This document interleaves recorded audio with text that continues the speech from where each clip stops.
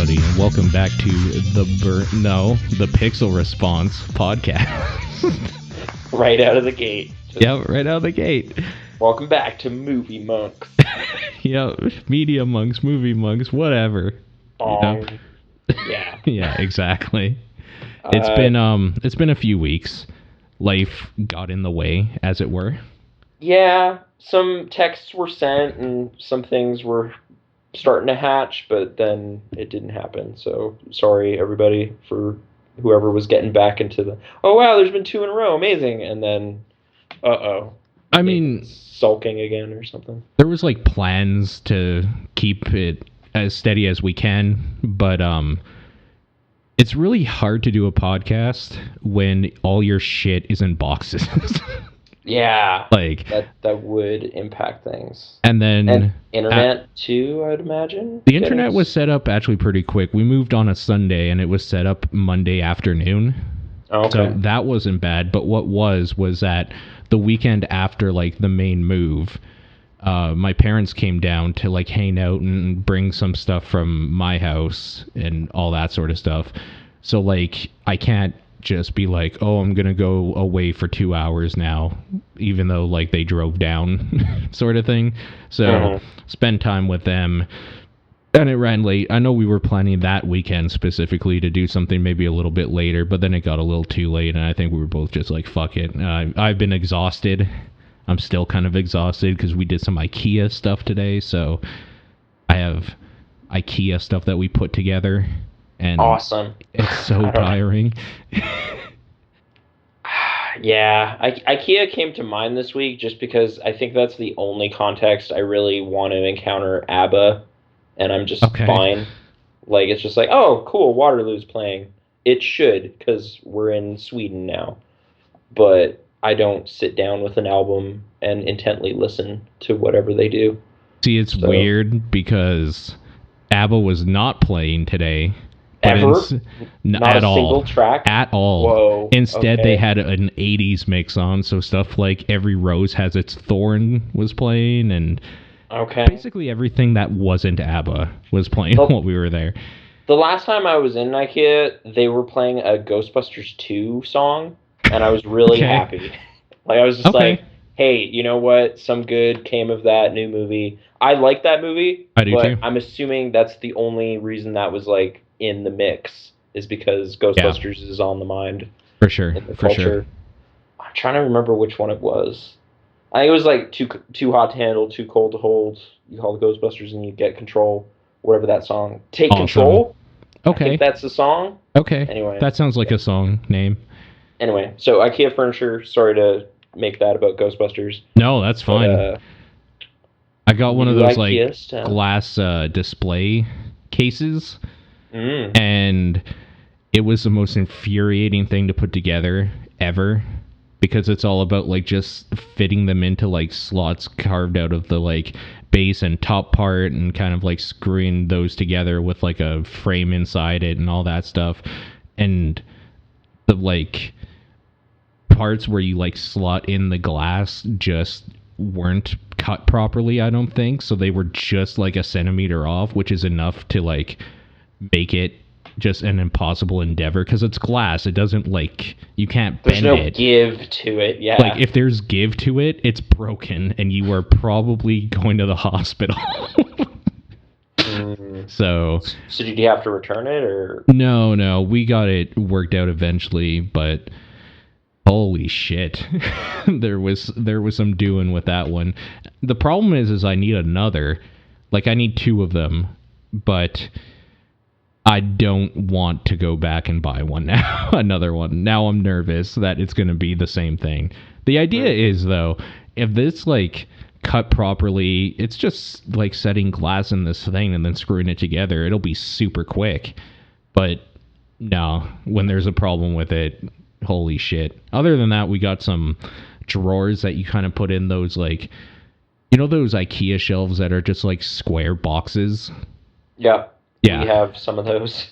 Yeah. So they have like different things you can do now to like make those spaces more than just like an empty space you can put stuff on. So like There's one with 2 drawers. There's one with like a door that you can open, like a cupboard door.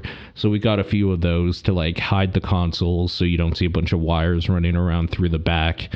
And the drawers for like controllers and wiring and all that sort of stuff. Clean up the like main living room area a little bit. And those were super easy to put in. Though, like, we got through 6 drawers and like 3 things in like an hour, maybe. The glass thing took like an hour and a half by itself. So, but yeah, IKEA stuff. We ate there, which is like the draw for me for IKEA. Yeah, that's really the only reason we were there last time. It was just, let's go get breakfast there. Yeah, I don't know. It's so good. I think I lost you. No, I'm here. Oh, okay. I lost the last syllable, though. Sorry. Oh, okay. I was just saying it's so good, the food there, though. Mm-hmm. Yeah. IKEA, the world over. You can probably have a very similar experience if there's one near you. Yeah. There isn't in some parts in Canada, so... I guess so. Like Saskatoon apparently does not have one. Does somewhere in Saskatchewan might, though, probably right? Regina, I would assume. Okay. I don't know what the difference is, to be honest with you. I'm ignorant. I've only been to Saskatchewan once, really. So... Was it just a drive-through? No, it was for... This was a while ago. It was for a youth retreat. So, okay. Christian kids shooting skeet for some reason. It was probably also the last time I fired a firearm because it just scared me. But that seems like something you go to Saskatchewan for sure. Yeah, it was just like, wow, this shotgun seems really dangerous, and then that was that for me. I think I used pellets and stuff subsequently. Sure. And now I just fire virtual weaponry, which is safer, really. Mm-hmm. But, for the most part. Yeah, I think so. Oh. I don't want to, just let's go to Video Game Town, because I know you do that all the time. But sure. It's kind of, I feel obligated to follow up on last episode. I was just getting up on that No Man's Sky. Yeah. And subsequently, the world decided they hated that game. It seems like. I think the world decided they hate the creator because he's kind of like a douche. But, like, I don't think people, like... I don't even know if I can say that. I feel like he got excited and he was saying... Like, it's like Peter Molyneux style. It is. You know? And it's the same reason people get mad at Peter Molyneux every time he does something. It's true. And he doesn't have the accent or anything, so maybe that's, Right. People aren't like, oh, old Pete, he's just running off again, saying crazy things. Like, they're not used to Sean Murray yet, so... Right, it's more offensive because he doesn't have the accent. I definitely agree, for sure. Yeah, but I don't know. I still spent a lot of time playing that game, and I kind of just want to justify it a little, but I know you kind of stopped right away. Like, you gave it a go and just kind of bounced off. Is that fair to say? Yeah, I just got bored with it. Like, the thing that you do, I was just like, okay, this looks nice. I'm done. Okay. It still looks nice. Yeah, it still looks nice. There's some, cool sunsets and whatever on your planets and everything. Yeah. And you were also playing the PC version, so you wouldn't have had the PlayStation trophy lust that I ended up getting. Right. I mean, there's like Steam achievements, but nobody cares about Steam achievements, really. Yeah. So I ended up, I think I kind of passed a point in that game where it was like, okay, this is no longer fun at all, but I have to finish it. Oh, wow. So okay. It was just kind of like the animal-related achievements specifically are terrible. Okay. It's just, you need to find every animal on this planet, and you're just kind of jumping around like, oh, maybe it's in the water, maybe there's one in the water. Oh, it's one of these stupid drunken birds. I guess I got to shoot it down, but my gun doesn't have the correct attachment or whatever, so I can't get it. Like, just dumb stuff. It's weird you bring that up, because that's one of the things I actually kept me going a little bit in that game, because it gave me something it gave me a checklist. This is a video game thing, and this is the only thing that checklist this game does, Sure. like showing you what animals kind of like, oh, you're missing an animal on this planet or something. So that's like the only thing that drove me to like, okay, I'm gonna stay here and find that, I guess. No, yeah, the milestones checklist is kind of the only objectives that game really Yeah. tells you. And yeah, I still kind of got caught up in just finishing all that stuff. I felt a little weird though that the game doesn't really want you to do that, it Yeah. seems. Like there's trophies for it, so it's kind of the only thing they want you to do. But past a certain point, the game doesn't even give you any new titles or anything for achieving further milestones. It's just Right. like you're just Galileo now. You're just Galileo tier, and you're just like, I've been that for 30 hours. Like, is this the end of it? And it's like, yeah, we didn't come up with any other explorer names. Just weird little stuff. But I don't know. At some point, it got to where I'd finished every single milestone, gotten every single trophy, Jesus Christ. and Okay. this is probably 100 hours or more. I don't know. I don't know that the game tells you exactly. Like on Um, Steam, it would obviously, but yeah, I don't think in yeah, the yeah. game it does. In the PlayStation version, like it has your saves and stuff, but I don't think there's any number. I was kind of basically measuring them by like, well, I listened to a whole year of Bombcasts, so that's probably 100 hours. Sure. Yeah. So I revisited 2010 uh, in audio video game content. That was quite a year for video games. Yeah. But I don't know. It was huge sessions, kind of just this obsessive, weird, old kind of thing I used to do. And it sort of tapped into some well of patience I have for video game tedium that I've decided to bring back into the Xbox achievements world. Hmm. And I don't know. I'm playing Dead Rising a lot. Is the end of that. Another pretty tedious thing if you're going for achievements. Yeah, 20 points each. They're just weird demands. I'm doing the zombie genocide ones in the second game. Oh fuck. Okay. Yeah, yeah. It's just like old times. Right. 2007, I think, was when I was playing the first game a lot. Sure. That sounds So about just right. going back to that kind of thing. But I guess just to finish with No Man's Sky, I don't want to do the Atlas path. I just kind of decided that early in the game that that wasn't what I was doing. That's not the type of exploration I want to do. But to get to the center doing what I'm doing, it It'll seems never like happen actually. it seems like it would take 19 hours. Oh, you're saying there's no way to do it? Like doing what you're doing of just like going to a planet and getting every animal, you're never going to get to the center. Oh, no, no. Now I'm finished with animals. That's what I mean. Like Oh, the list gotcha. is done, so all the planets are pointless now. So it's just they're gas stations for my warp core, Yeah, yeah, and yeah. that's all it is. But even so, what I was doing was just like, I gotta wait. How long does it take to do a warp? Like a minute. Okay. And I travel 1,500 light years. All right. This is going to take like 9 hours or something of just pure warping, like just Yeah. loading screens over and over again. I can't do that. Like it Right. was just too soulless at that point to do. You know what the ending So, is, by the way? no. Okay, I did look it up, and you're right to not care. I've heard, yeah, but it was kind of just like, well, that's the last thing, and then you're like, no, I finished it, I solved it, No Man's Sky saw it all, everything's done. And then they're gonna release a DLC pack where it's like we added 1 million more planets and 50 new achievements or trophies, I should say. Are they doing new trophies? I have Because no that would be idea. compelling to me, but what I've heard is they're adding like freighters and base building, but I don't know that that would matter to what the game is. Like, I don't know. Yeah, I mean, I'm sure a lot's been said all over the place about that game, so sorry to bring it up again. It's just I did spend a lot of time, a lot of time. how do you feel overall about it? It sounds like if nothing else, you got your money's worth. Yeah, it's a bit empty in a way. Like, Hmm. I mean, there's so much universe. Like a lot of it, like it's weird. It's a bit empty, but it also has too much stuff in it. But it's the same stuff. Right. It's really conflicted. Really, like the one piece of writing I saw about it that I was like, you know what? I think that accurately reflects both feelings about the game, which is like I want to keep playing this, but there's a lot of stuff that's not great.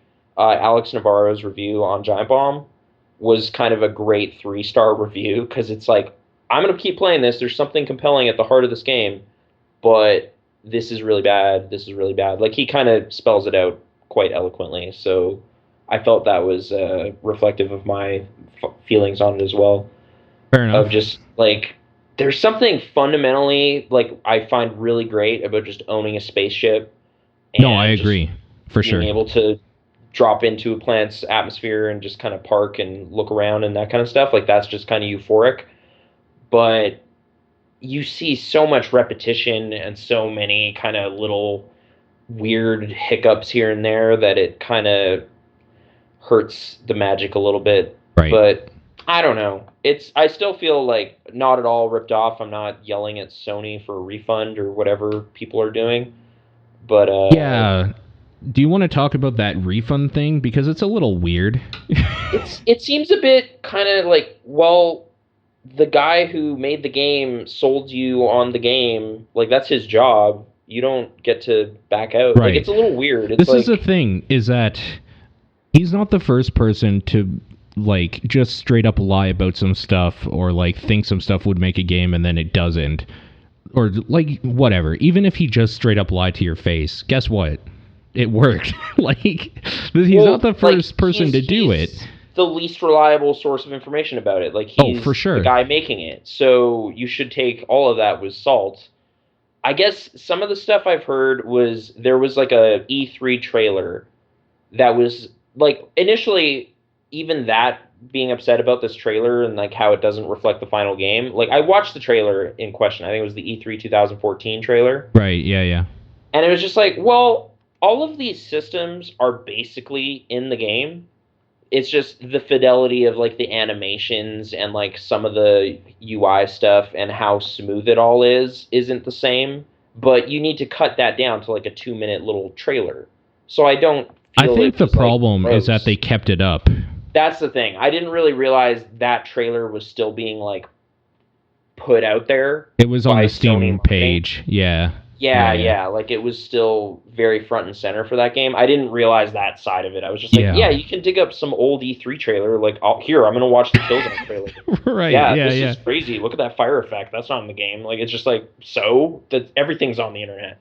But I guess I didn't realize that was like still what they were showing. Yeah. So it's a little unfortunate, but I don't know. I guess I still don't know how to feel about getting refunds for like such a small kind of crazy ambitious, like mostly like it is all in there. It's just really rough, like around the edges, but I don't know why that's so egregious to people. Like it has some loading. It has a lot of, draw in. So much draw in. It's crazy. Yeah.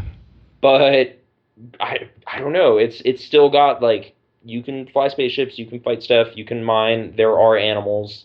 Like the list is still sort of represented. So I still like the 2-hour thing for refunds on Steam. I've taken advantage of that finally with a game called Neon Drive. I will say. Okay. Just because it's like, wow, this looks so cool, and then it was just like, oh, this is like a giant brick wall of just it's super hard and you can't even get into like it was like an infinite runner kind of thing. But the timing on it was just not fun for me. I just wanted like a chill music experience. Yeah. So it was like, I played it for like half an hour, and I know now that I screwed up, and I was happy that I was able to back out. I mean, I've used it once as well. It was crashing a lot on you. What game was it? I'm trying to remember the name of it. It's D4. Oh, Dark Dreams Don't Die or something. Right, the sweary game. So which is too bad because it crashed a lot on me. Then I reinstalled it. Then I formatted my computer because I was going to anyways, and then reinstalled it, and it still wouldn't work, so I was like, fuck it. Okay. Yeah, like, I'm going to get my money back if I can't play this thing. Which I think is not egregious. Yeah. Like, so I like the 2-hour thing. I don't think people that had more than 2 hours should have been able to get a refund. Like these assholes that are like, oh, I put 50 hours in the game. What are you doing? Like, yeah, you obviously didn't hate it enough to just not play it. Yeah, there's some really odd things being said about the game. Like, just like Infinite Planets, like I should be entertained for infinite time. Forever. So Yeah. I don't know. It's just like, yeah, it strange expectations. Also, like, don't pre-order, even though like everybody says that. I didn't pre-order. I just No, walked not into the you. store. I No, just I know. mean I'm saying people. like I was still like on board with this game, but I didn't put money down until it was out. Right. Like I'm not really sure. Maybe there was some digital like bonus content or something. I'm not sure. I think you got a ship. Okay. Oh, yeah, that's kind of useless though. I mean, yeah. Because you're gonna find a new one with more slots. So. Sure. Oh well. I don't know. It's kind of a very mixed feelings on the game, I guess, ultimately, but Right. it sucked up tons of time and kind of got me back into that like long play sessions headspace or whatever. So it's just like I'm gonna hook up the Xbox again and go back and find some stuff I kind of looked over before. I think you used it the way it's meant to be used, though. You put on a podcast and you just like shoot shit for a few hours. Yeah, that was always going to be the plan. Like right. really quickly, it's like, well, I got to put on some music for this, or right. like put on a podcast or something. Like this is not going to be engaging enough in order to totally consume all my attention or whatever. Yeah, no, so, it totally isn't.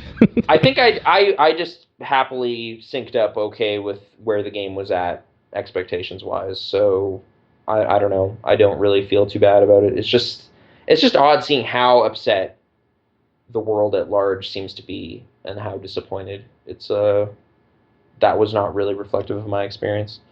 So yeah. Anyway, Dead Rising, did you ever play those? I played the first one a lot actually, and I have all of them, weirdly enough. But I never finished 2. I really liked what the fuck was that called? When 3 was coming out, they released like this 2-hour long intro thing for it. With 3? Or was that with 2? That might have been with 2. 2 did it kind of 2 different ways. There was Case Zero, which was like a 2-hour little town that you play through. Yeah. And then Case West, which is kind of an epilogue for that game. Yeah. No, that is Case a similar Zero idea. Okay. I really liked how Case Zero made me feel like I could just get enough in that I felt good about it and I didn't have to do it for 20 hours. Yeah. It's actually a really good time loop for that kind of game. For sure. How I got back into it this time was playing Case West, which is sort of similar in that it's a small area. It's maybe 2 hours, the campaign. So going through it multiple times for the achievements and the weird challenges and strange costumes and all that junk just seems much less daunting than a full campaign game that you're going to have to go through again if you fail or whatever. So yeah, it was definitely a kind of inviting way to kind of engage with those concepts again, and the crafting system and that kind of stuff that's in there, the combo weapons. Really, I don't know if you can call it a crafting system, but you combine 2 things into better things. I mean, I like that part a lot. So yeah, and that kind of came into the series with 2. I don't know. It's a kind of relaxed series in a way compared to something like it kind of reminds me in some ways of the Souls games, but it's not as hardcore at all. Right. Yeah. You can just most of the enemies you're going to encounter are total lightweights, so you can just kind of hang out in that mall environment in the main games, really, and there's just music playing, and you have crazy challenges you're trying to do. I don't know. It's been a pretty happy gaming time. Cool. Glad to hear it. This past little bit. And I bought that game right away in 2010, but I just kind of went through the main campaign one time and then moved on because that was a pretty busy year for other stuff. And yeah, it took 6 years to go back to it, but pretty happy with it. I think I have 3 on PC, perhaps. I know. Do you it's on still Steam do now. Humble Bundles at all? Because it's been on Capcom Humble Bundles 3 times for really cheap. Okay. I know this last Capcom Humble Bundle was Sony stuff, and it wasn't That was a PlayStation stuff, but yeah. I did that one, but I might have missed some previous ones. Yeah, it's been in a few of them. I think 4 is coming out this Christmas, right? Oh, I have Dead Rising 2 on PC, actually. Weird. Okay. It's pretty good. Yeah, but I guess just generally, I've also been finally, like 6 years later, after the world decided it was total crap, I've been playing with the Kinect. Oh shit! I have to find mine. Your Kinect? Yeah. Okay. Ours has just kind of sat on top of the TV despite not having an Xbox to go in for quite a while, but I finally plugged that back in and started tinkering with some games. Does the Kinect work with the Xbox One?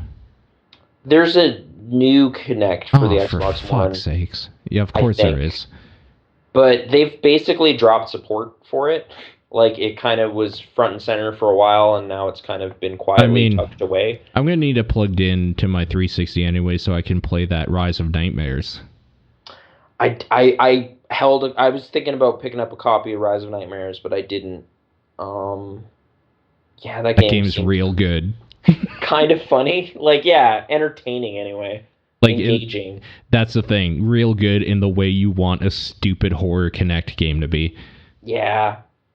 The main things I've been kind of having a positive time with was the Double Fine, like, Kinect party, and actually that leads to something a little weird. So, Happy Action Theater came out in 2012.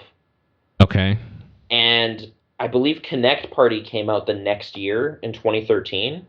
Okay. And when that happened, I guess Double Fine delisted Happy Action Theater because it's essentially all included in Kinect Party. So I guess they just felt kind of bad about having an identical product or something. Sure. So they took it off the store.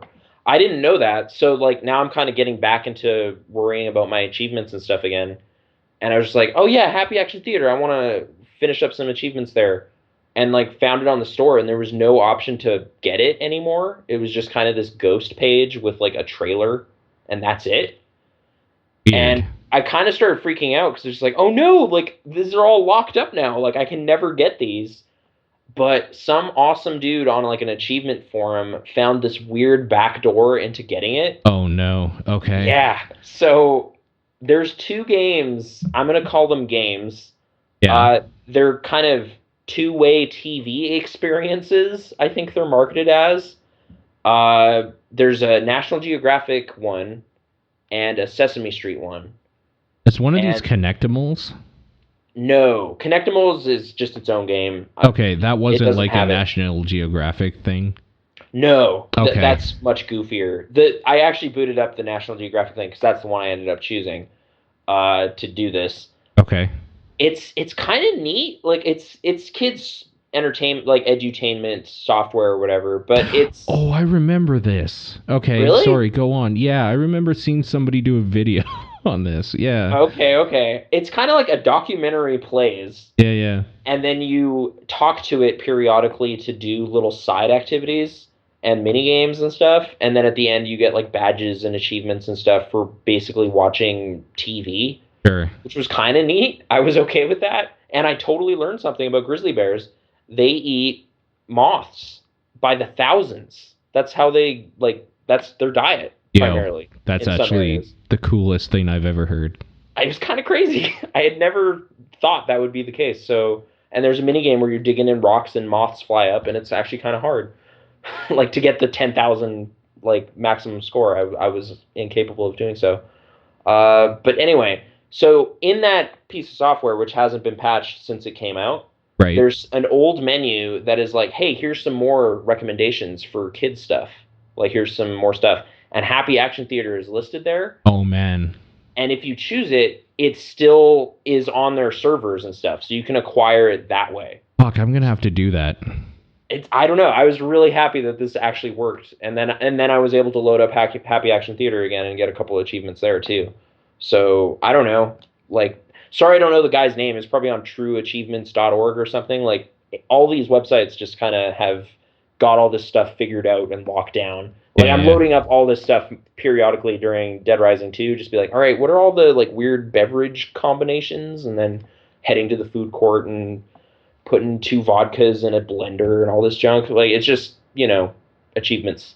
They're I think it's just because that was the first system like that I engaged with, so it's the one I care about. Even though Okay. like there's elements of trophies that are kind of better in terms of like it tells you how rare they are, which is kind of cool. Mm-hmm. I And mean, it kind of does for achievements, does just it? by like how much they're worth. Not well, sort of, but I mean relative to the rest of the community. Because there's like Right. very easy 150 points or something Right. like oh, I finished watching this episode of TV and I got 30 points. Like that's more than any Dead Rising 2 achievement, but some of those Right. could take you hours and hours. So, yeah, like I I know on a PlayStation it actually like the platinum for No Man's Sky was something like 4% maybe. Something like Mm-hmm. that. Like it just Yeah. tells you Yeah. that. And you're just like, oh, "Okay, wow, I'm in rare company." But 360 doesn't really seem to have something like that. I know there's third-party websites that do that. I was actually listening to another old Bombcast where they were talking about their system for doing that, Right. but Yeah. Yeah. I don't know if they even do that anymore. Oh It's kind man, of that was so good. Remember yeah, when just you they would get were achievements for like looking up like 5 different pages specifically, or like holy shit, that was like the all on Giant time. Bomb. Their Yeah. achievements, yeah, Yeah, that was the just like time to be weird alive, man. RPG enemies and stuff. Like, yeah, yeah, yeah. Good But times. 2009, I know. I've just been kind of weirdly comfortable listening to like that era of stuff because that's when I knew games, man. Like Right. 2006 through 11, 12, like that's when I was all up in it. So it was just kind of, yeah, it's Yeah. easy to go back. I mean, hell, Uh, we even used to talk to the indie devs that were like up and coming and stuff too. mm-hmm. And some And that made it nowhere. Oh some well. may, oh, some did. I don't know. Some, No, I I don't know. know. Some of them were just kind of like they had one game and then they stopped making games or something. So that's A lot of fine. people, a lot of competition. I don't know, but Yeah. actually, yeah, I don't know what all to like. Yeah, there was a book of essays I read recently about video games, and they alluded to Richard Hoffmeyer in it. I was kind of like, oh, cool. Like, Cart Life was really cool, You know, but he's yeah, still one of my favorite people we talk to. yeah, He was just so quirky. And I don't mean that in the way that like people use quirky where they want to say like they were garbage or something. He was just like a quirky dude. hmm. I really liked him. I don't know whether to talk about this book or not, but I They don't don't know. like him? No, they do, but it was kind of weird in that he was like one of the only ones they do like that they didn't get to write an essay for the collection. Like a lot Oh, of them okay. were kind of like Zoe Quinn, see her essay over here, or Anita Sarkeesian, here's another one, and then oh, also we really like Cart Life. We just want you to know, and it was kind of like oh okay cool, Yo, is but Carlife still around? I mean Cart. I think it's actually is it free now? I think he might have just put it up for free. I haven't looked at it in a while because I have it, so I wasn't really looking at it. Right. I'm looking it up right now. We're trying to anyways. Yeah. So I heard this game when the creator took it off Steam and it seemed interesting. Forgot about it till now. I went to his site. It seems the site is empty and there's no mirrors around. So what gives? Oh no. So can people not get Cart Life anymore? I'm I'm getting to this is journalism right here. I'm finding Okay. out right now. Yeah. Reporter on the scene, checking it out. Okay, you can download it for free at Indie Game Stand, and it looks like it wasn't submitted by Richard Hoffmeyer. He's listed as author, but it was submitted by their site community picks Weird. person. Okay. Maybe he shied away from the game industry. I think he's one of the ones that just stopped making games. I kind of brought up Phil Fish earlier during supper, like Yeah. just kind of like I watched the Fez 2 trailer again and just like, yeah, it's so weird. Just that the internet kind of bullied him out of being involved anymore. Like he just didn't want to do it anymore. Can I bring up something quick that has nothing to do with games? Okay. I'm so happy that like you're the second person I've heard this week call it supper. What? Do people say dinner more? I think people do say dinner more. Um, the reason I bring it up and why I've been noticing though is because somebody was giving me shit saying I sound like an old man because only their parents use the term supper. Okay. And I was just like, fuck you. Like, straight up. That's what it's called. That's a totally viable word. It means, yeah. You know what I mean, It's so like, it's a good word. Hey, you stupid kids, dinner in other parts of the world actually means lunch. Everybody knows what you mean when you say supper, so suck it. Yeah. Anyways, thank you for being a normal person. No problem. Yeah, looking up cart life here. I'm going to just go to Wikipedia and see if it says anything here.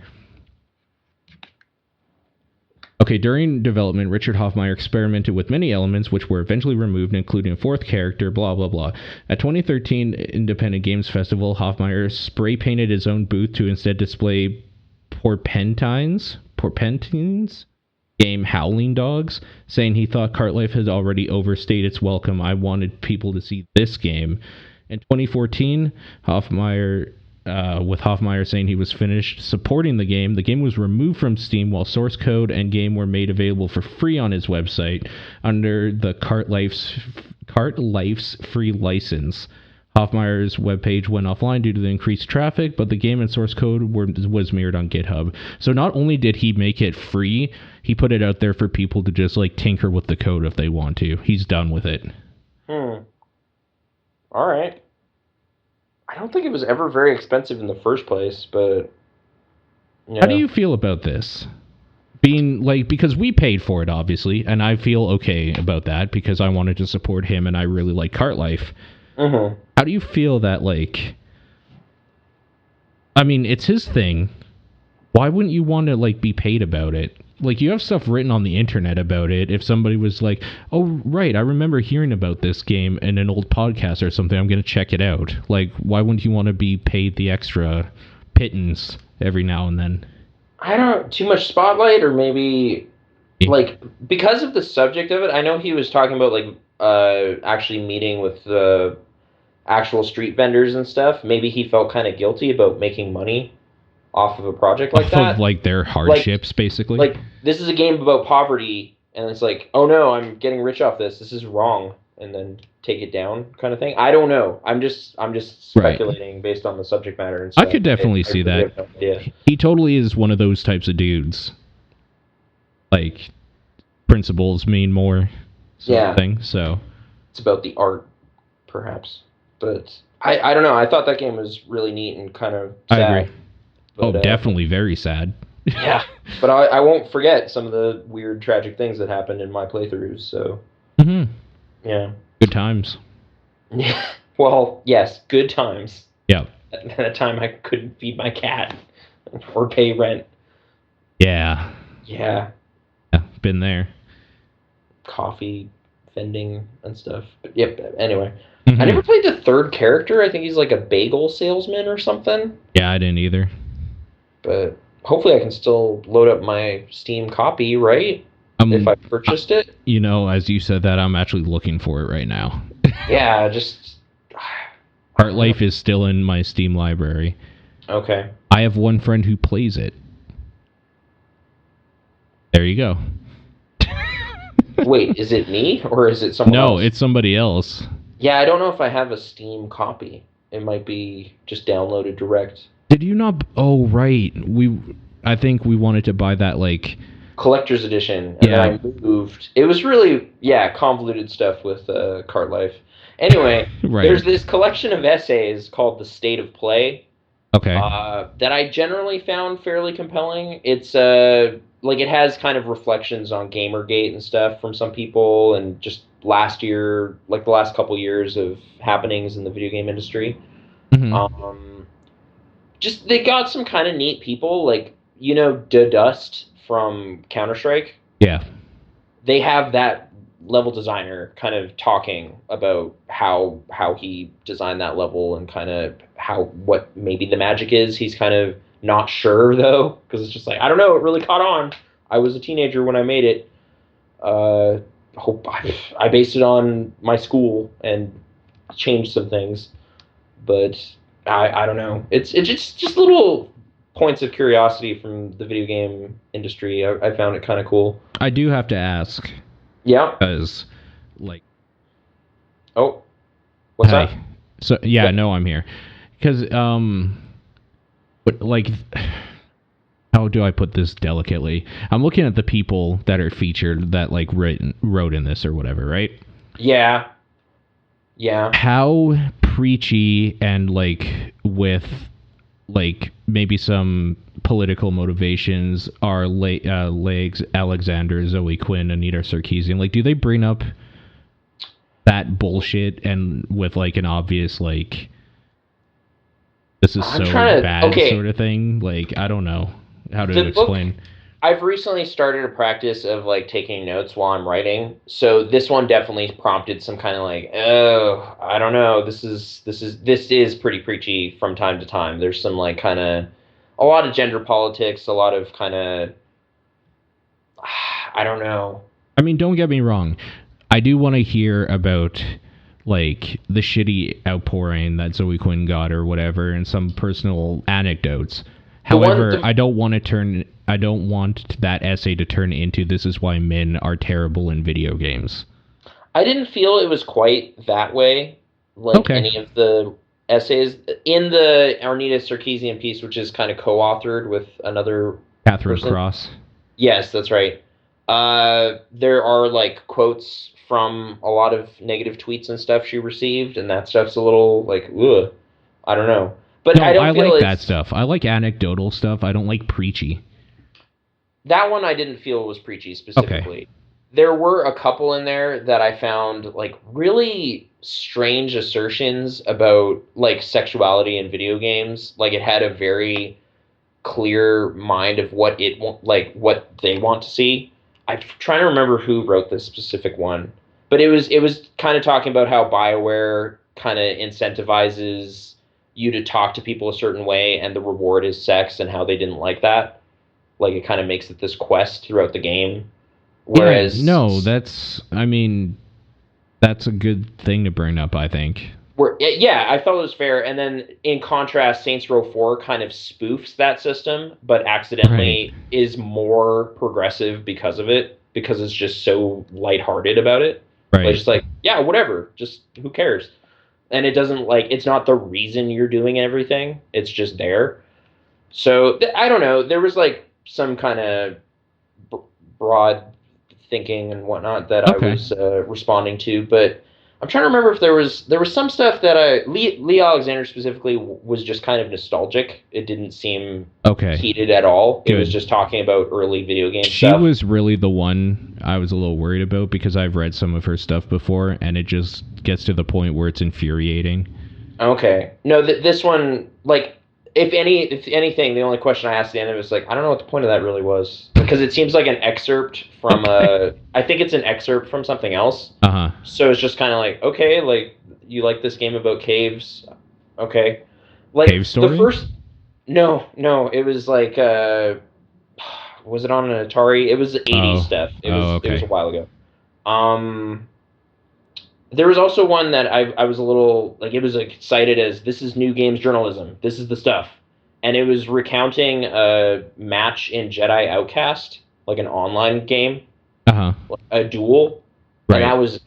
it just recounted this duel against this kind of trash talking guy, and I don't know, it was just kind of like, I don't know what the point of that was exactly either, but I guess okay, like I guess just what is novel about this is talking about your own personal emotional response to a video game experience, like very eloquently, I suppose. But I don't know. It was a bit of a challenge for me, like parts of this book of just being like, this is what people are doing. Like people are writing and responding to video games in this way, and using like intellectualism type language, like hegemony, which is my least favorite word. Okay. Why is that your Just least favorite? Just the way it because sounds? no, because I specifically encountered it in university, and it just seemed to be kind of like, you need to know this word to speak education Right. language. Like it just, I don't know. It struck me as like a really crappy word that doesn't really. I like right now sitting here, I can't exactly tell you what it means, and that embarrasses me, and so I hate that word. That why you hate? Oh, okay. A little bit, yeah. It's like a sort of intellectual shaming thing of just kind of you don't know our vocabulary, so you're not allowed to participate in the discourse kind of thing. It's just like I just use better words. Just explain what you mean with better word choice. It just means dominance, right? Like essentially, it's something pertaining to colonialism and empires and things of that nature. I believe. Just thinking back on it, I would encounter it in like film classes and English classes, and I shouldn't have gone in here saying this without knowing the word, I guess, but it just came to mind. And I could look it up, I guess. You could, but I just kind of hope people stop using it. I don't like it, but it showed up in there, and I kind of chuckled at it.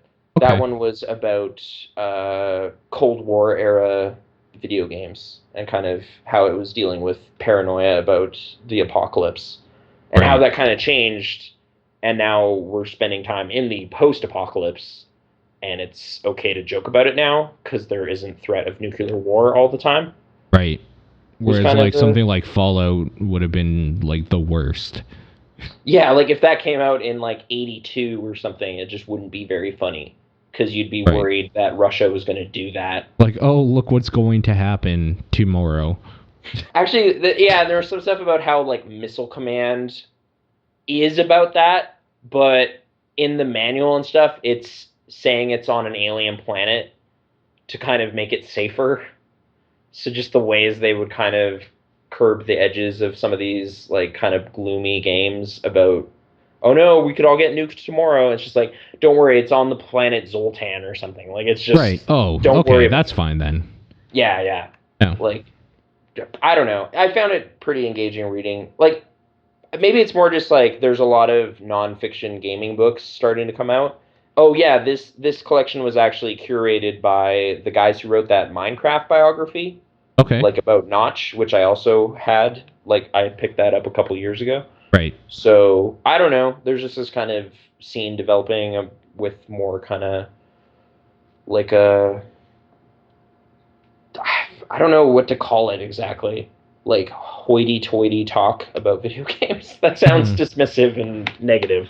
There's a lot of pompous blowhards out there talking about video games too. Isn't that great? I don't know. Top Down Perspective every Monday. No. Topdownperspective.podbean.com. I wouldn't lump you guys into the same thing I'm talking about. It's like... Honestly, when we talk about games, it's more like the thing you're talking about. Is it? Like, I think we get more into it than, like, Top Down does anyway. Top Down's more, I think, like, just throwing some things out there and saying what we like about it, but the times you and I have talked about games, we get pretty deep in the little minutia about them. I guess so. It's some of the ways they, like, pick apart the politics of some of the decisions and the design choices, and actually, that's hoity-toity as fuck. One of them, though, I found was actually pretty interesting because it was just like, oh, this is truly just a different perspective, so I would never have thought... A top-down perspective? No, just a different angle. What was the gentleman's name? I'm sorry, I'm not good at remembering names. I just remember, like, the bits and pieces. I remember the name of the book, so all of this information is pertaining to that. But it was this black guy complaining about hair choices in video games. Okay. And how they just don't have the natural, which is his hairstyle, which is a very common hairstyle. Okay. Like, they seem to only have kind of exaggerated black hairstyles, like afros or cornrows or something. Like, it was kind of about... he couldn't make himself in video games like Mass Effect and stuff because they just kind of keep not putting this in there. And I don't know. I guess it was just like I'm always making like one of a few different character types, and that I'm never looking for that hairstyle, so I never would have noticed this oversight kind of thing. Yeah. And he's just like articulate about it and just kind of like he still plays the games. Like I'll play Mass Effect, but I would really like it if this hairstyle was in there. It was just kind of like, oh, okay, like fair enough. Oh yeah, there was another about a guy in Lebanon talking about how big war games are over there too, but how Right. weird it is that they're the bad guys. Oh Uh, yeah. but how Weird. they're all just kind of numb to it now. But They're just like used to it that like we're the bad guys. yeah, like they're used to it, Gotta and they're shoot also us. they're used to like kind of the shitty, lazy ways major companies will kind of phone it in with some of that stuff. Like some of the language stuff isn't right. Like written signs will have actual Arabic on one side and then total nonsense on the other, like just fake scribbles because who cares Right. kind of thing. And the textures are just not thought out the entire time. Or like some of the stuff people are yelling is just not conjugated correctly or whatever. Like that's not how you would phrase that sentence and stuff. Like that stuff stands out to So them. it's lazy. Like just Yeah, there's really. just lazy stuff. Like they're not like treating the culture with much mindfulness at all. Which Right. yeah, I don't know. It was like a nice collection of See thoughts. that stuff I like because that's something I could never know. Yeah, like it's like I will never have that perspective firsthand. So Like hearing as bad it, as it sounds, when I hear like the bad guy say something, it's just always gibberish to me, right? Because I don't understand it. yeah, and you're trying So to shoot that guy in the head before he says anything. So I it doesn't mean, really. right. It's a little crazy, yeah. So it's good to But know like that there are people writing stuff that are like, this is kind of the worst. like just so you know, it's really really lazy, but I we're enjoying the game. I'm But imagining in like Venezuela or something, right? There's just like this game developer who like makes these games where Americans are like stealing from you and you have to like hit them in the head with a mallet or something. And we're just saying gibberish because they don't know English. like just English is all mangled. Yeah, And why we're not? like, that's really offensive actually. That's the only way we could share this man's pain is if someone treats white people with as much just not even just no care at all. Like no consideration. Just this is what white people are like, right? And just Right. throws it in there. Right. That would be as close as it gets. Right. Exactly. Uh, you actually remind me too. Just I don't know why. It was just there's this game developer alone in Venezuela. It reminded me of this other game developer who's alone in Vietnam. The Uh-huh. Flappy Bird guy. They Yeah. talk about that game and kind of like it was just kind of this weird breakdown of Flappy Bird that made me think about Flappy Bird a little more, which I Mm-hmm. appreciated too. I don't know. It was like it's a a collection on 20 some essays or something. So they're not all amazing, but overall I felt kind of engaged and kind of into what I was reading. It was an interesting time. So Can I I, read you one review somebody left? It's pretty negative and all right, fair I, enough. because like I've no point of reference, so I kind of want to play the devil's advocate here and see if maybe This reflects. you can see like where he's coming from, or if this is just one of those angry retards. Okay. Internet. Okay. His, the title of his review or whatever on Amazon here: pretentious, pedantic, and plotting. So you know this is going to be good. Okay. A pretentious and plotting book written by someone who isn't interesting in actual gaming or the culture surrounding it. I'm guessing he meant interested. More of an Yeah. ideological confirmation bias than actual research or critique. The people who write this aren't looking to challenge their ideas with debate and logic, but presenting their opinion and stating it as fact. If you're actually interested in video games, try playing them with an open mind, experience for yourself, blah, blah, blah. Okay.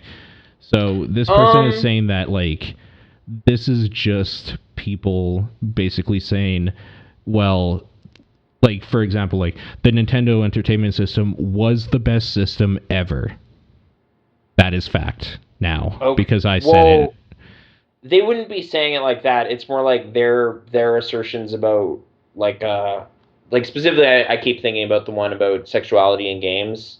Right. Like oh man, there was an essay where I was reading it and just be like, this would have like just like my Christian school principal would have just freaked out if he read this because it's just so completely different, like a perspective of what normal is or should be in relation to human sexuality. Mm-hmm. Like, like this essay seemed to be of the opinion that like monogamy is just completely insane, like, but not even explicitly stated, just kind of casually asserted as facts, much like they're saying, of just like that there's no other way of looking at it. Like, you should probably be having a Saints Row 4 orgy all the time, kind of thing, would be better and more normal and healthy for you. Please tell me it's not Zoe Quinn who wrote this one. No, it's not. Okay, it's not. Thank God, because I was gonna say, like, oh Wait, man. I don't think it was. I'm pretty sure. I think if I think it might have been Anna Anthropy, but I don't know. Okay, I mean, I don't care who it is. It's just out of all people, I was just gonna be mad if she's like trying to give people ammunition. Actually, no. Zoe's was mostly about making Depression Quest and then all the kind of weird fallout from it and dealing with that. I'm actually super interested in that. I'm super interested in the anecdotal stuff. I kind of don't care about Depression Quest, so I'm more interested in the like fallout and like her side of it, that it isn't just being like thrown around on Twitter. Mm-hmm. So no, it was it was a chance to kind of tap into some of these perspectives a little more. I don't know. Like, okay, sorry, I'm trying to think back to like the negative, like it's weird that reviews almost saying like it's one person writing. Like, I mean, it's collected. It's definitely of a certain leaning, I would say, is fair to say. Like, the editors chose essays of a certain type that are sure. trying to be, oh, this is progressive. This is trying to broaden who's involved in games and kind of change the kind of perception that it's all men who play. One actually I felt was I appreciated because it kind of broke down the history of when that started happening. Okay. Like, in terms of, like, in the 80s when there was ads for Atari games, it would just be like not gender specific at all. It's just there's like a brother and sister playing Millipede. Yeah, I remember those actually. Yeah, like it just seemed to kind of creep in there in the late 80s to the late 90s where it kind of became guy centric. And I'm not sure. I'm trying to remember if he really posits why he thinks that happens. Like, he associates it somehow with the term gameplay, I believe, where it's like once there was a group of people that could be kind of connoisseurs about gameplay, like kind of be picky about what has good gameplay and what doesn't, that community seemed to be male primarily. I think I'm trying to remember exactly what he's saying, but like at some point he's talking about a Sony ad where a guy is on a date with his girlfriend and Crash Bandicoot and Lara Croft are trying to like lure him away, and then he goes with them and plays video games while his girlfriend's locked outside. Like, just when that shit started happening, it became very gendered somehow, and it became like this is a boys' hobby for guys. Also, the word like that Nintendo chose to call their handheld system Game Boy, he puts out there is like that's a little weird. Maybe that's starting to change the conversation a bit, make it associate that way. But I don't know. It was a decent thought exercise. Mm-hmm. I never really thought about Game Boy thing specifically. Yeah, like, why would you attach a gender to it at all? Right. Like, it's just a fun portable game thing. Like, right. Nintendo, it's not. That doesn't mean any specific person is supposed to play it. It's just the Nintendo Entertainment System. But then when it's portable, it's the Game Boy. I don't know. Things like that. Yeah. And Virtual Boy too. He didn't bring that up. It's a little weird. It doesn't matter. It failed. This actually sounds interesting. I liked it. I had a good time. Do you want me to end this talk about this book with one good review that I found? Okay. Okay, this guy says, "Our son like bed this book." So there you go. What? I don't. Okay. I have no fucking idea what that means. But our son like bed this book. All right. Well, there you have it. I read it at work primarily between flights, but whatever. It's good bite size, couple essays, 10, 20 pages or something. Yeah, no, I'm actually going to save this on like because I'm looking at it on Amazon, I'm going to just save it to my wish list. Mm-hmm. Seems like something that like if a family member wanted to buy this for me, I'd probably enjoy it, so. I've been kind of poking my head in there's kind of a section about games in chapters and stuff now that seems to have some kind of nonfiction books about it that I didn't really like I don't hear about those coming out or anything, so Uh-huh. just check in there periodically and pick something up. It's I don't know, it's my interest area, but it's kind of neat seeing it get fleshed out in book form. Some of these experiences and thoughts. Yeah, I think it's So, one of those things that like when you don't even need a vested interest in it now, but if you have a history with it, it's easier to relate to what they're talking about. So it's kind of like this little in club sort of thing, right? That you get to share with the writer, mm-hmm. which is what makes it like I'm the same way. I wouldn't be as much of the same way about like movie stuff, whereas you would be. But like for video game stuff, I like what other people write about it and their experiences and stuff. Like my experiences with movies growing up were just like the new Independence Day is out. It has Will Smith, that guy from that show. Let's go check it out. Yeah, yeah. Like there I wasn't get, like anything else. it is kind of similar to some of like the film reading I would do Right. about just kind of breaking down components of a game and talking about like what that says to the player and that relationship. And Right. actually, yeah, one actually really opened my mind to some stuff about the Final Fantasy games and their storylines, Okay. because I was like a teenager. I was just writing that stuff off as just like crazy nonsense. But I guess a lot of it stems from Gnosticism and Kabbalah beliefs. So Yeah. like Japan was getting into kind of these Western kind of tinged or just kind of other religions and using some of that imagery and that kind of stuff. And like I don't know, it was neat to kind of hear Final Fantasy X talked about in a way that made it make sense to me years after playing through the whole game, and just like a sin and eject, and I have no idea. Who cares? Oron's got a big scar and a sword. I have to kill that monster. Like I just was not really engaged on the story level about with that game, but this was kind of talking about it in a way that was like, oh, okay. They actually thoughtfully put that together, huh? That's great. I didn't know that. Yeah, I know. And There's a lot of references to different religions and kind of like how they in Final Fantasy specifically how they drive like different say warring factions to act with each other, or like summons how they act or look, or like some of the things you do, like Yuna's like spirit dance sort of thing, like all that sort of shit. It's really cool actually. like humans rebelling against the gods and this kind of, Yep. yeah. Yep. Yeah, like specifically tying it to a specific, like a bunch of ancient texts were kind of translated or discovered in like the mid 40s, and that stuff kind of entered Japanese culture in the 90s, and then people made video games. Like it seems to be kind of how it went down, and it's just, oh, okay, cool. I learned something reading this, so I was happy about that. And then he breaks down the relationship between Francis York Morgan and Deadly Premonition and the player in a way that I felt was pretty cool. Like just That's kind of cool. really appreciating that game and how it does that. I've been wanting to play through that game. I had never finished it, but I want to play through it from the beginning again. Yeah, it's pretty something. I heard it's long. It's kind of long. Yeah. Yeah. For like a third person action thing, it's at least 20 hours, I think. Oh, Depends really? how I was told like up. 40 to 60.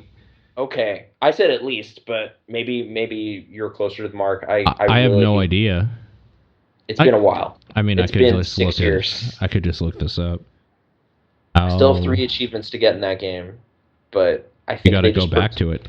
They pertain to just playing it all the way through 2 more times, I think, and then also collecting all the cards, maybe? Okay, fair enough. I know I didn't do that. Where the hell do you search for games? Okay, so Deadly Prep. I got that director's cut too at some point, but yeah, the director's cut is the one I would play because that's the one on PC, and my 360 isn't hooked up right now. Although I could just hook it up. Anyway, it doesn't matter. It's 37 hours for completionist. Okay. For just the main story, it's 18 hours. Okay, so close to 20. Yeah, but that's not actually as bad as I was told, so that's okay. It's quite a game. Sorry, you just brought me back to the 360. I was also playing some Banjo-Kazooie Nuts and Bolts. I love that game, even though everyone else in the world hates it for some reason. Yeah, it's got a lot going for it. I like it better than the other Banjo-Kazooie games because I fucking hate those.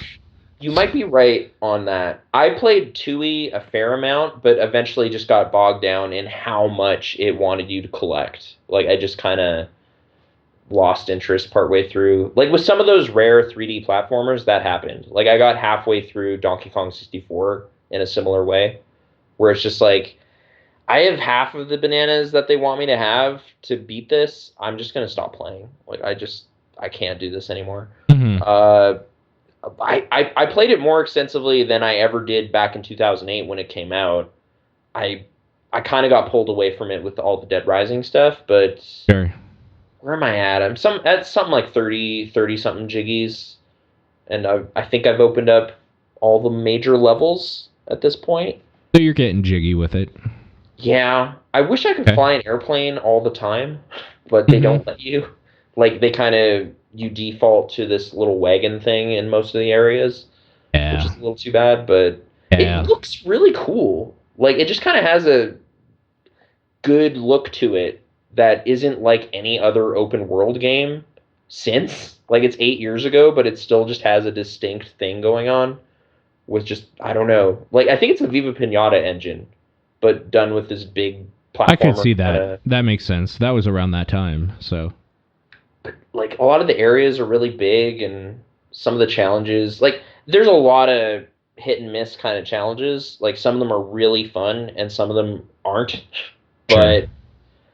when one hits, I'm actually really happy, and it's got a lot of variety and stuff too. So I generally agree that it's pretty sharp and maybe my favorite Banjo game. I don't know. I know a lot of people hate it. Like, basically everybody, except for you apparently and me. I know Giant Bomb liked it, but did they? Good for them. I was listening to their like 2008 Game of the Year breakdown stuff, and it's on that list anyway as like one of the contenders. Good for them. Cool. Yeah. But yeah, Kinect stuff. I don't know. Like, I know that technology is dead now essentially, but there's times when it's really something. And I really like, whoa, cool. Like, I did that and it worked and that was great. But I don't know. Like, I played the tiniest bit of the Gunstringer. Yeah, and I didn't love that. I didn't love it. Like, it seems easy enough, and the achievements seem pretty easy too, but I just wasn't really that drawn to what's going on there. It's kind of Panzer Dragoon, like tracing over the targets and then shooting them and kind of moving down a corridor kind of thing. But that just reminded me, for the Kinect, wasn't there like FMV? What the fuck was it? That FMV like shooter. Wavy Tube Man?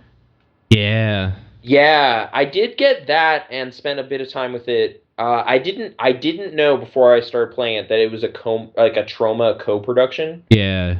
Like, Lloyd Kaufman is right there. Yes. But yeah, it's pretty dumb, but of course it is. But it's also, it forces you to like re-watch a lot of stuff if you fail, and that gets old pretty fast. Like, it's basically a riff on the Mad Dog McCree Laserdisc games. Yeah. Oh, for sure. It's sort of amusing at that. It's probably not very long. If there's some component of that game I might go back and finish up, it would probably be that one. But I don't know. It's pleasantly silly, but something about it, just the way they want you to jerk your arm to shoot just isn't comfortable. I don't know. Yeah. Maybe I'm doing it poorly, but it wasn't my favorite control scheme.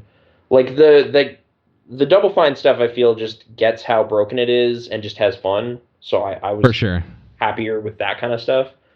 And the weird documentary thing is at least like pretty easygoing in general. Okay, the one you're talking about is called Kinect Nat Geo TV, right?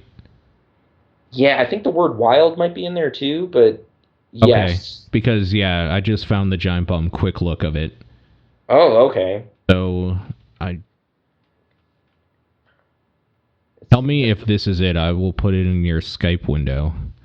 Okay. And for people listening and wanting to know what the hell it is, just look up Kinect Nat Geo TV. I'm pretty sure this is it, but it might not be. like it's like a 2 disc collection.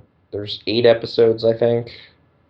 There's this guy Casey and his bear Brutus hosting it. At least the episode I watched. I'm waiting for an image to.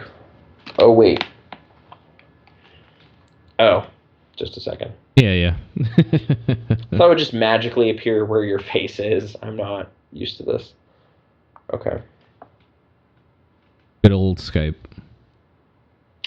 I was a bear, so yeah, I think this is it. Yeah. Okay. Yeah, I was transformed into a bear and swatting at hornets and stuff. So. Yeah, that's totally it. Okay. Yeah, I don't know. I didn't for what it is. It was kind of neat, and it totally taught me about bears and their moth-eating ways. So. Hey man, you don't have to make excuses with me. I have like 5 Kinect games. Okay. I'm down. And I still want to get Kinect Star Wars for that dancing. Oh man, game. That Han Solo. Yeah, you knew. Anyways, the Kinect was kind of a travesty, but I liked it. Some of the stuff that was done with it. At least it was trying for something weird. I agree. It wasn't exactly like Wii motion style or any of that kind of stuff. It was its own zany idea. So speaking of which, my PS3, like when I pack stuff up, I found my play mat, my deck of cards, and my holder for the PlayStation Eye, so I can play that card game, that Eye of Judgment. I'm so fucking stoked.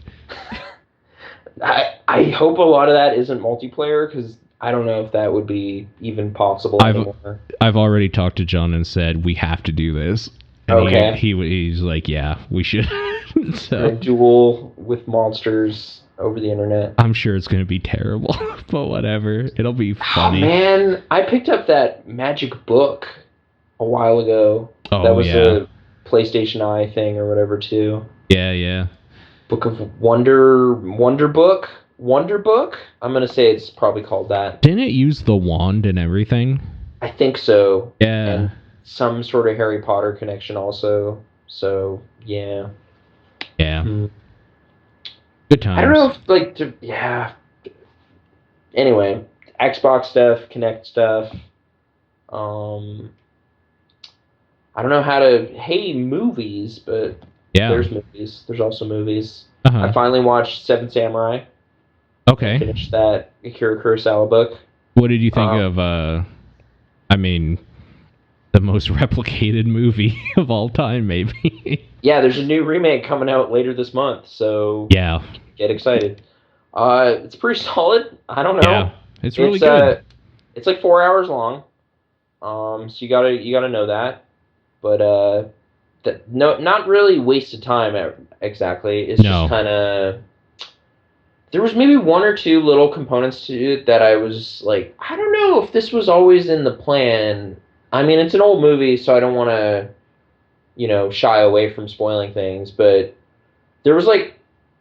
I guess I'll just say, because it doesn't necessarily have any bearing on any subsequent adaptations of the story, because it's their own thing or whatever. Yeah. Toshiro Mifune's character dies. Yeah. And there was like a scene earlier where he saves this kid who is now an orphan, and like he's just kind of freaking out because it's like, oh no, this is the exact same thing that happened to me. Like my family was killed by bandits. This is horrible. But I just felt that was this weird loose thread at the end of the movie, because, like, what's going to happen with that kid? Like, they just don't follow up on it. I just thought it was weird. Like, it was just an odd dramatic choice to have the character who has this other character now, who has a similar fate as his, that doesn't happen. Like, nothing gets dealt with there, as far as I could tell. I don't know if it's been a while since you've seen it. But, yeah, it's been a long time. Yeah, it's just, I don't know. It's not any specific, like, oh man, I don't know. This movie's, what's this about? But it just felt that was a little loose thread thing I perceived as a loose thread when I was watching it. And that I wasn't expecting any of that. I don't know. It was like a pointless thing at the end of it to just be like, I think I like Rashomon better, but I think I like Rashomon better. Mm-hmm. Not that it, the different movies, different stories and all this, but Sure. Something about the very structure of that movie I found really cool, whereas this was pretty straightforward.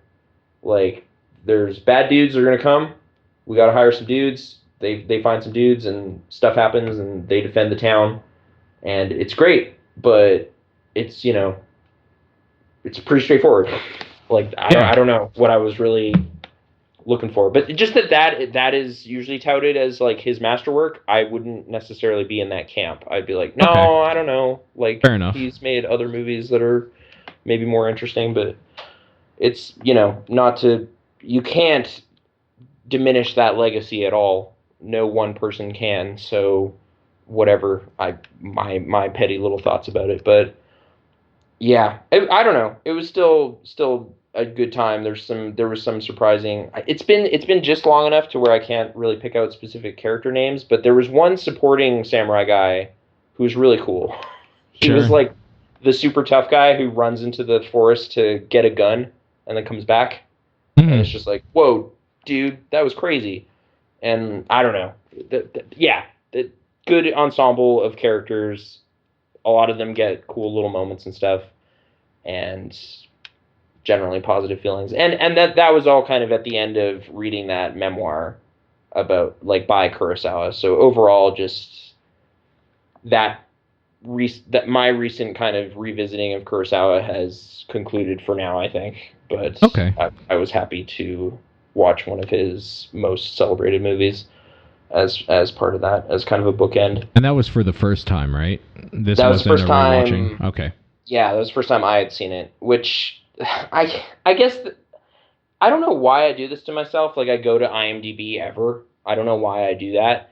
But Yeah, just because like I never actually do that ever. like yeah, it's just recipe for being upset with something. But like some IMDb jackass on there was just like, yeah, if you haven't seen this movie, you're kind of not really a fan of movies, I think. Like just some shitty thing like that and you're just like, okay, well, what if I saw Throne of Blood and High and Low and Yojimbo and Sanjuro?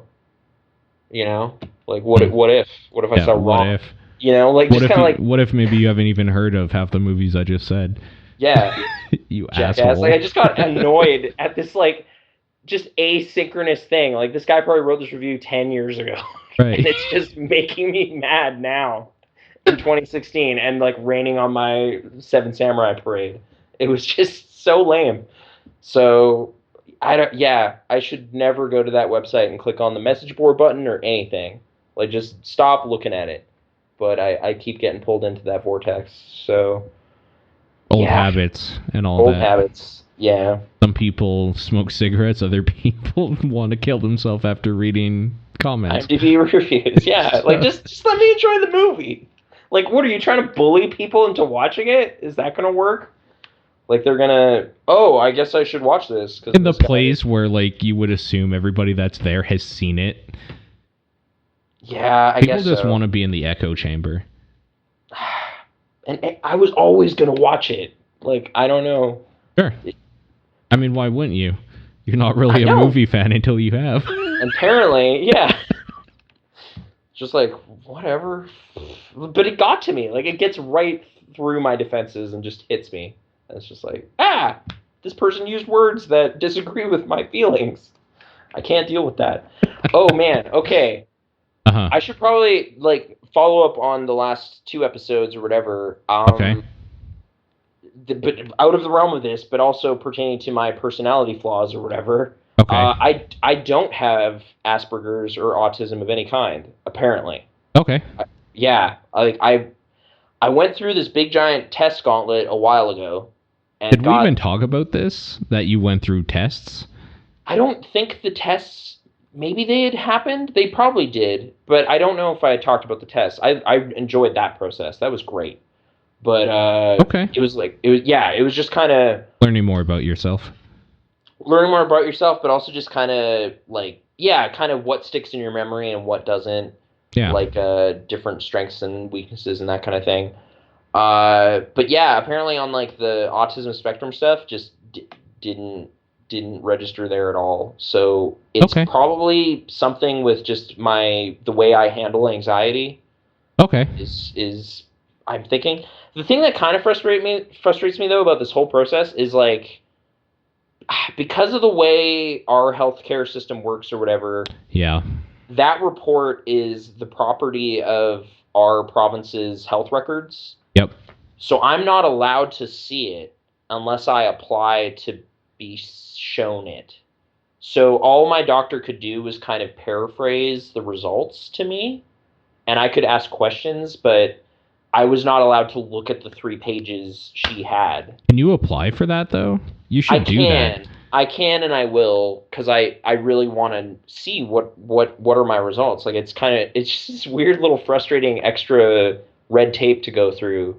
It's a little weird, but I don't know. Like, they have their reasons. I asked and they explained a bit as to why that is the case, but it was a little strange. So I still don't know everything I need to know, but I just know that much, and I guess I just need to. I don't know. But like now I'm trying to think like, well, why don't I find sarcasm funny in a lot of circumstances? Because that was one of my big like, that's a symptom. Like, just doesn't get sarcasm. But is it that you don't get it or you don't find it funny? Because maybe it's just not your type of humor. But if you understand that it's a thing, then that's not really like a autism thing. I think that's the thing. I do understand that it's a thing and when it's happening, but I am not laughing at it when this happens. Usually. Okay, then that's just not part of like, that's just a personality thing. Then you just don't find that stuff funny. Well, it's a time and place thing too. Like, I very much like if we're in a certain context, I am expecting that and might find it funny.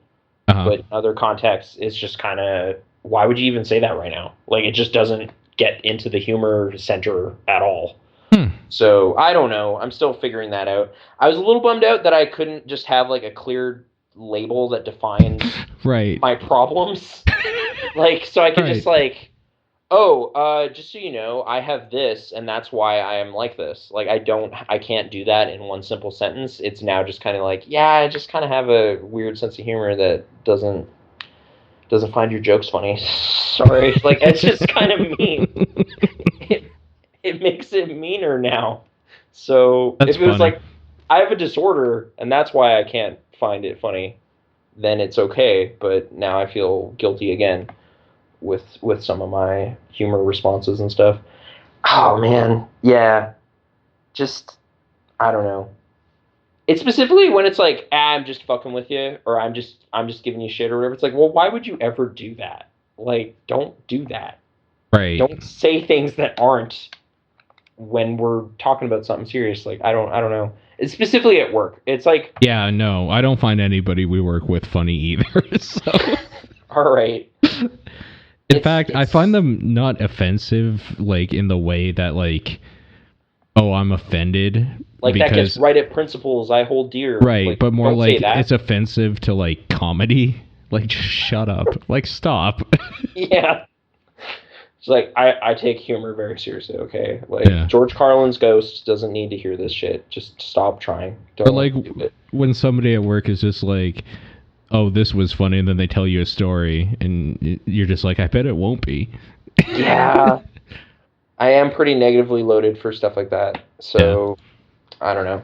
But anyway, that was just kind of the follow-up on that. And, so I don't know why certain things stick and just get right under my skin the way they do in any clearly defined way. I just know when it happens.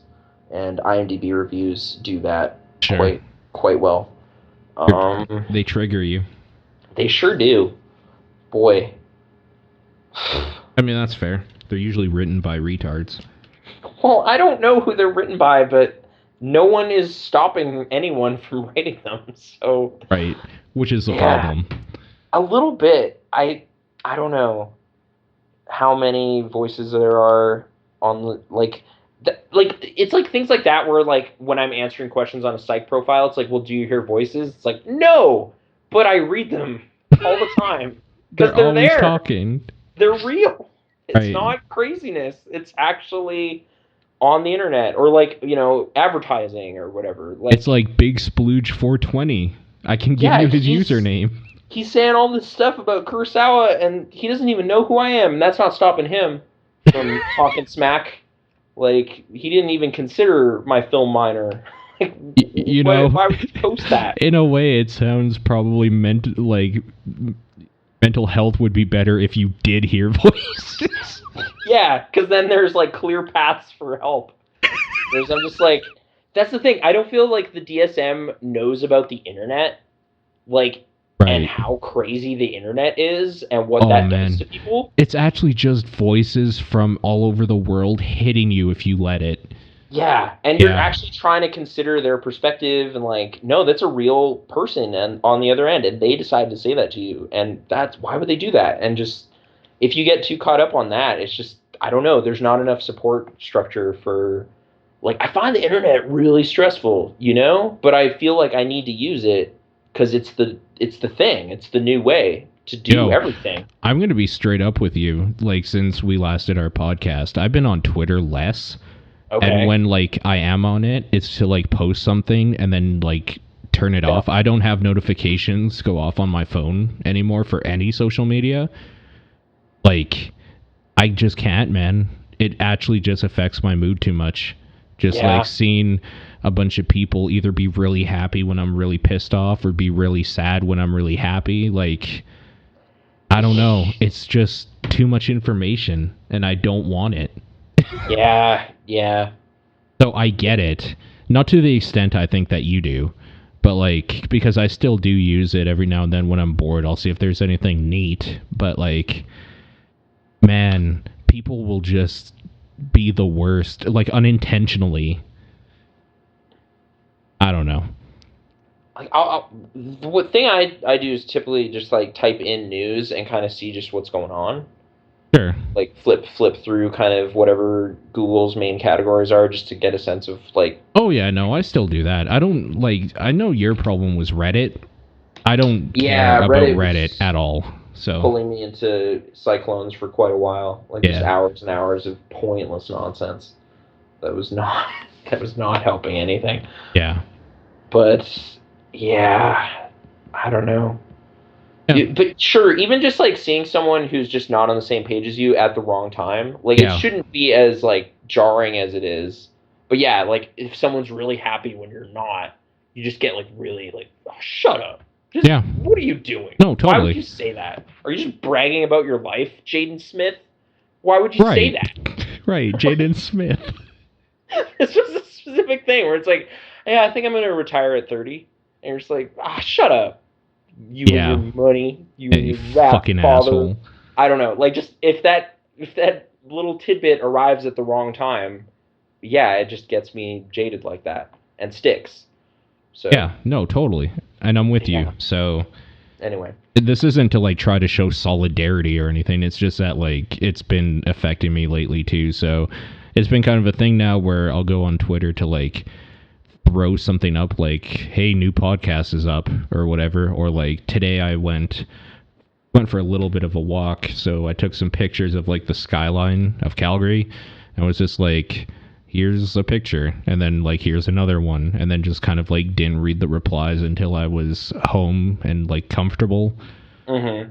But like, I'm not keeping as up to date on that stuff anymore as I used to. Yeah.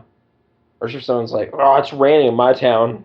Well, thanks for I know, like, totally, right? Even that could be like some weird, look at this lunch I had. It's like, I had toast. That's all we had. No, totally. Yo, that is actually a problem I have where like when I'm hungry and was like, well, we got like a few grains of rice from the food bank this week. Like, and then you just see somebody like, look at this feast. Like, fuck you. Yeah. Instagram food jealousy. Yeah. So that's why I like being on the other end where every time I go out, I just post pictures of it. Because fuck everyone. I'm eating. Oh, sorry. You just like conjured up, like talking about running low on rice specifically. Like, okay. Did I don't think I talked about it on any previous show, but right around the time of like the last show, we'd already watched it and I didn't bring it up. Grave of the Fireflies is heavy, man. I don't know. We did talk about this on the show. Yeah. Okay. Just so people know, I guess the only follow up to that is the can of candy that's in that movie. Uh-huh. You can buy those, and they have stickers of that character from the movie on them.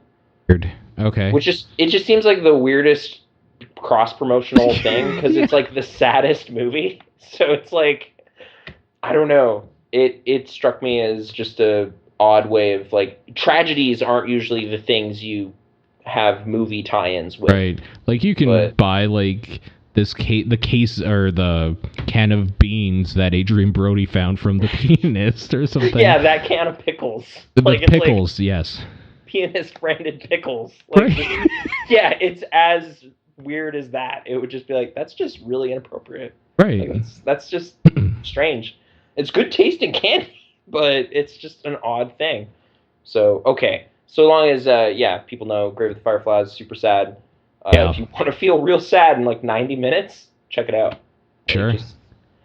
I've actually thought about that. Like if there's like someone who is bursting at the seams, like way too happy right now, it's just like, all right, you need to bring it back into, you got to even it out a little bit.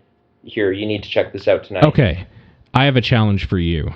Okay. What if I told you I need to get sad real quick? I got an audition for like a part and I got to cry or something, right? Oh man, you only got like 3 minutes or something? Yeah, 90 minutes ain't gonna do it. What do you got for me? Like, I'm leaving in 10 minutes. What do we have for 10 minutes?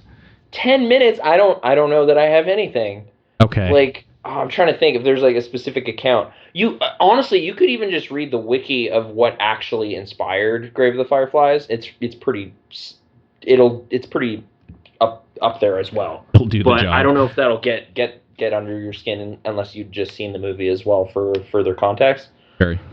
Oh, do you have one like in your pocket? I don't. You're asking. Okay. So what if I have an audition tomorrow? I'm screwed. If you have an audition tomorrow, you can watch the movie. You have more than 90 minutes. What if I have an audition in 10 minutes? If you're at the audition right now, you're just like, oh wait, I'm not sad at all. I had a really great breakfast and I'm feeling great. I don't know. You might not get the part. Like that's just how it's gonna go. I'm like, I don't know. I don't know what manner of tragedy gets under your skin. Like if there's like a specific scene from Marley and Me you can watch that'll really just bring back that pet that you love so much. Okay, I like this idea we're going on here. Not Marley and Me so much necessarily, but what are some of the saddest scenes? Because I think you're right. It has to be just like a specific scene. Oh man. And it has to be kind of quick without necessarily a lead up to it.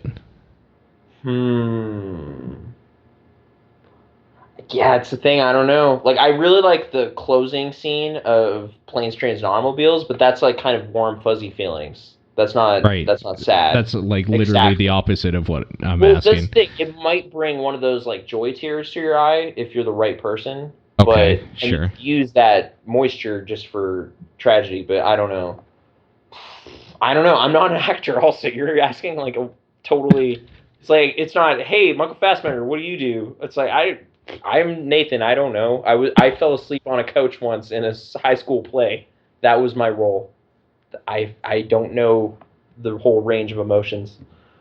How to conjure them at a moment's notice. I'm trying to Google ideas now, and I'm a little offended at one of the things that came up. This is 15 sad movies that men are allowed to cry at. Whoa, hey. These are the 15 movies we are allowed to cry at. Do you want to hear some of them? I don't know. This could be Saving Private Ryan. Style. We're allowed to cry at Saving Private Ryan. What? I had that on a while. All right. I'm just not going to open that one. Why? Okay. Do you hate that movie? No. Okay. But I do now hate Matt Damon. Oh. So it's hard to get all the way into that movie because the whole conceit of the movie, sort of like The Martian last year, is like we gotta help this guy out, and you're just like, kind of fuck that guy. Okay. So no. I'm more interested in why you hate him. Did he do something? Dude, it was covered on this very show. He wrote and starred in Good Will Hunting, which is an offensive movie. Oh right. It's an abomination of a movie. So that's what did it. It just undermined everything. That's the one thing. Yeah, it's all it took. I really, really hated that experience. I had a horrible time watching that Okay. movie. Fair enough. Maybe Fair enough. maybe it's a time and place thing. I don't know. Like maybe it's I went too long hearing about it before finally watching it. Who knows what the factor was? But I just know I really have a low opinion of that movie and all involved. So you won't like some of the other things on this list then. is that movie on there for it's some reason? it's on this list. What would you cry about?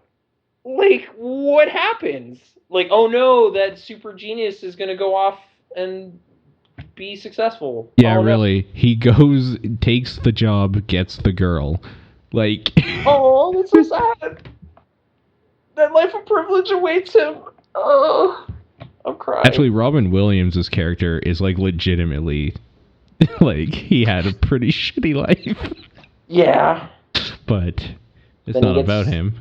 What, it stole my line or whatever the hell he says at the end, get the fucking Oscar and shit. Ben Affleck too. That guy. That new movie of his. 15 Things You Didn't Know About Digimon. Everything. I've never seen it.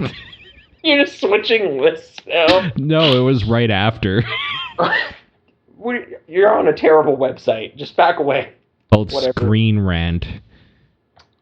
Do you have any like super pertinent other you're allowed to cry ones? I thought Akira was really sad, but I don't know that it'll do it in like 1 minute. It's just, it just happens. They have Toy Story 3 here, and I think the only way that works is with a build-up at all. Yeah. So, like, and then they pull shy of doing the thing, too, man. I know. Totally wimps out. Stand By Me is on here for some reason. That didn't do it for me either. That movie's okay. Was there even a sad part in it, besides the fact that, like, one of the kids died in real life? Well, that was before. That was way after too. Yeah, like River Phoenix. That was years later, but it's perfectly dramatically. That's great now. That's probably sadder now than it was when it came out. But that's the same thing. Like the character, like the way he kind of fades out and stuff. I get why that would ever happen. But okay. It just didn't. It didn't find the right buttons for. Oh, the Iron Giant's on here. You know what? Sure. Yeah. It especially when I was younger, but sure. Yeah. Superman. It's got that thing. Shawshank's on here. That movie's really short though. Like, yeah, it is. Watching it again, it's like, oh man, this like barely has enough time to build up drama. Like, it's just kind of really fast. It's from an era though where all animation really was because of how much money and time it took to make one. Yeah. But yeah, I don't know. There's a few others here. There's Field of Dreams. Why would you even? I don't know. Philadelphia, The Shawshank Redemption, Dead Poets Society.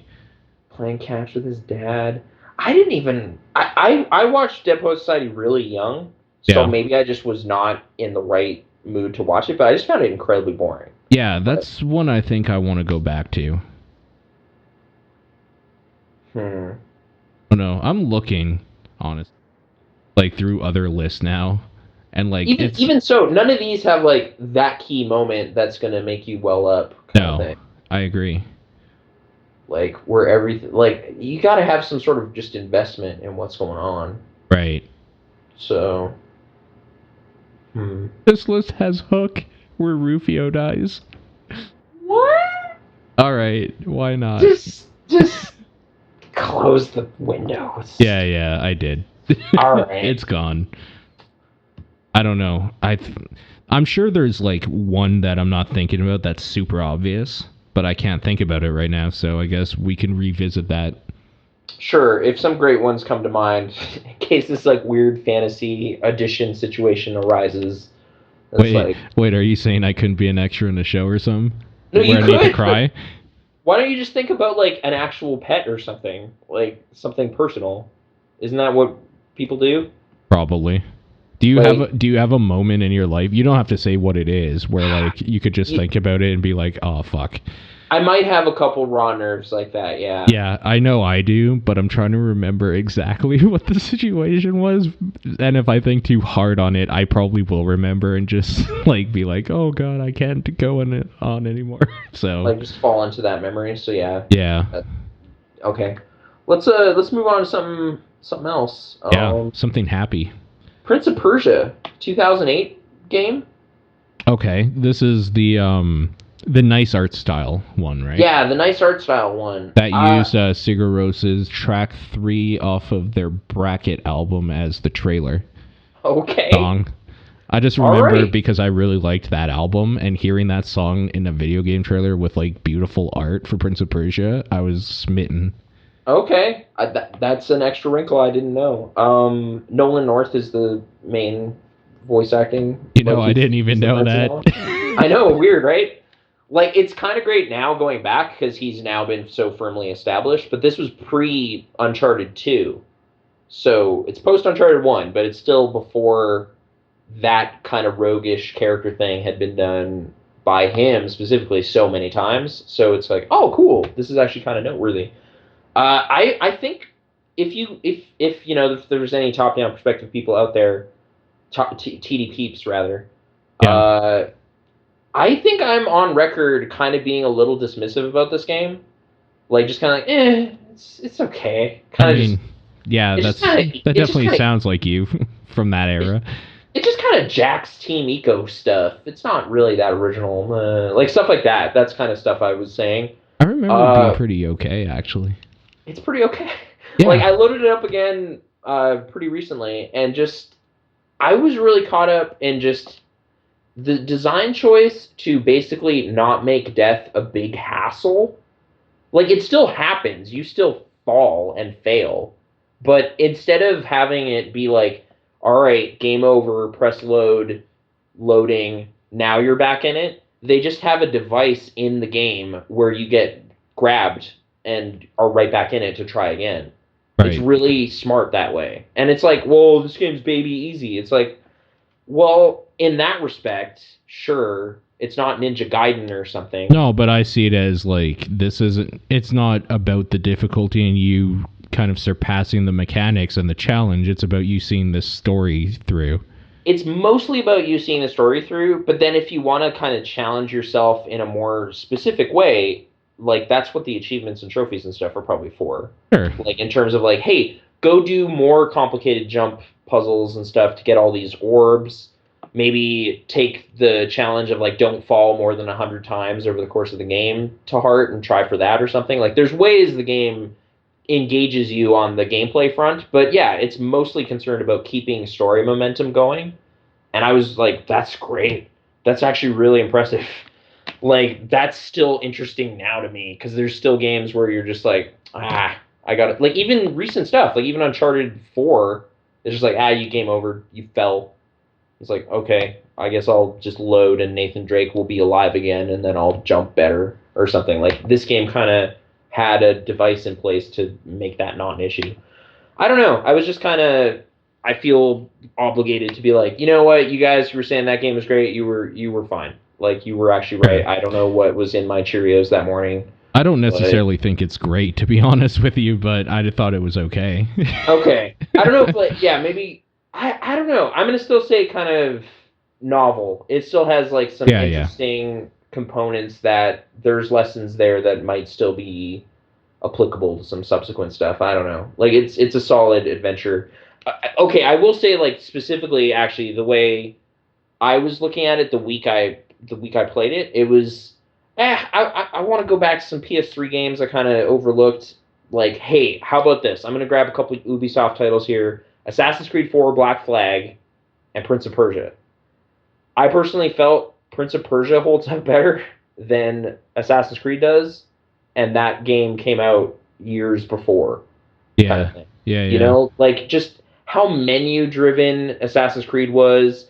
And honestly, part of this is probably because I'm playing an inferior version of that game because I'm playing the PS3 version of Assassin's Creed 4, right. Which there are better versions of that, and I understand that. But even just like relative to its platform and stuff, it's like, well, Prince of Persia seems designed within the confines of what a PS3 can do, and Assassin's Creed 4 is starting to kind of like push into that next gen territory where it probably shouldn't have even been put on that console. Like it's a little ugly looking here and there, that kind of thing. Like it's just kind of, I don't know. I was more impressed with the older game, and I thought that spoke something to its qualities. But sure. I don't know. Also, just that the Assassin's Creed model has been done in the Far Cry games and all sorts of stuff with the way they do open world things. That was kind of something that came to mind as well. Not that I'm mad at it. It just I guess I wanted to be a prince jumping around more than I wanted to be a pirate. Yeah, that's that fair. Day. Relativity. It's all new games journalism. Just how to make you feel. Right. It's totally fair game. I'm not putting a score on it. It's fine. I mean, that's kind of really the only thing that matters at the end of the day, right? Yeah. So there you have it. I have a quick question for you that was brought up when you said Nolan North and started saying Uncharted. Blah. Anyways, yeah. I never played The Last of Us. Should I play it? I have it. Like, it's ready to go because I unpacked my PS3. Is it worth looking into now that people have shut up about how it's the best game ever, even though I didn't think the shooting was good? You didn't think the shooting was good. I know you probably do quite a bit of it. There's quite a bit of it, yeah, it's true. And there's kind of the stealth sections and melee combat and stuff. You know, it's been, like, it was 3 years ago when I played it, like that summer, shortly after it came out, maybe 2 weeks after it came out. Mm-hmm. So it's all kind of hazy. Like, there's little moments in that game that I can still bring to memory. So, and, like, that's something, I suppose. Like, there's little things that happen over the course of that campaign that were kind of novel. Okay. It was never my favorite, like, Naughty Dog game. It wasn't my favorite game that year. Like, it was never that high of a thing on my radar personally. So I don't know. Like, yeah, I'm not really sure. Like, okay. if the mood strikes, like, it depends what you're looking for. If you're looking for, like, I want a cool, great, like, fun, engaging survival horror game, like, no, not really. Like, okay.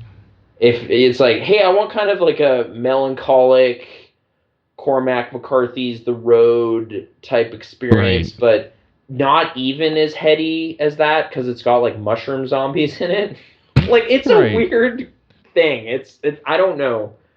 It might have been a place and time thing in a way, almost. Like, I don't know how long those legs will hold up. Like, people were talking about its narrative and stuff. When a game narrative is still mostly, you can chalk that up to cutscenes, I feel it's doing a poor job in some ways. Agreed. Yep. So in that sense, like, I don't know. Like, yeah. You know what did game narrative really well? Cart Life.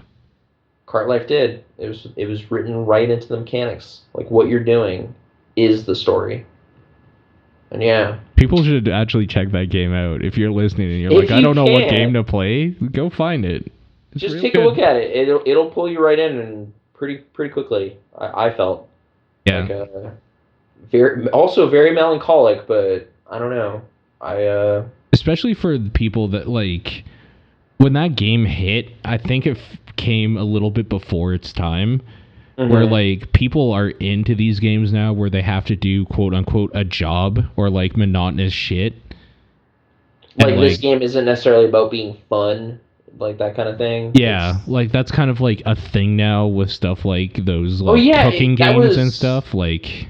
That was pre-Papers, Please and stuff, too. Which probably charted higher in the awareness out there. Dude, for sure. So, like, now that people, quote-unquote, like that stuff or, like, seek that sort of thing out... Actually, it came to mind recently because, like, I drank a mocha, and that's all it took. I was just like, oh, yeah, I used to make these when I owned a coffee cart in Cartland. So, sip. It's got chocolate. Like, it's just kind of... Yeah, it was very experiential. Wait, was it the first time you ever had a mocha? It was not the first time I ever had a mocha. Okay. But it was like, now mochas are tied to my experiences in cart life, so it was just kind of a cool little thing there.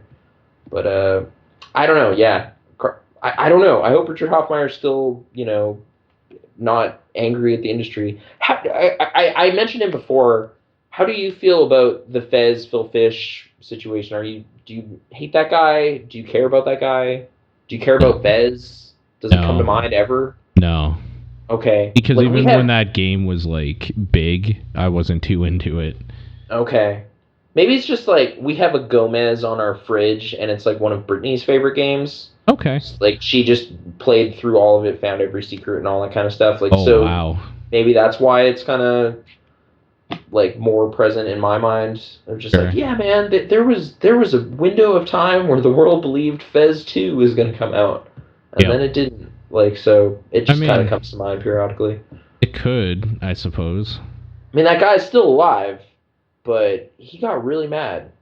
Like, he Yeah. really got upset. So Yeah, he did. I, I don't know. People were really, really rude about it, though. I don't know. Yeah. It was a circular thing. It was a bad situation. Hmm. Okay, actually, just because that kind of like there's no one in this. I'm just gonna harken back to the collection of essays thing because we're back Sure. on kind of video game stuff. Sure. Talking about it, like he's just kind of he's a white dude. He's developing games. There's no one in this book kind of coming in the defense of that at all, like Of just being harassment. like a white dude.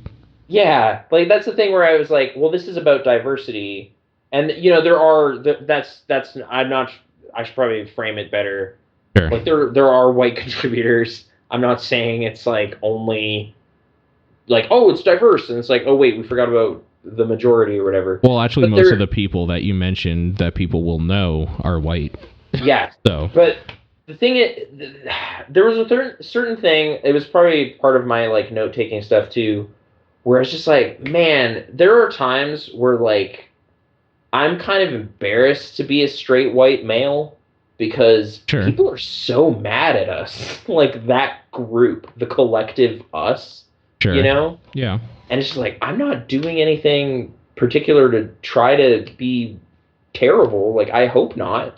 Maybe I'm Right. just passively. But there's just so much targeted, like, negative, like, criticism channeled at that group. And I just feel like kind of like, oh no.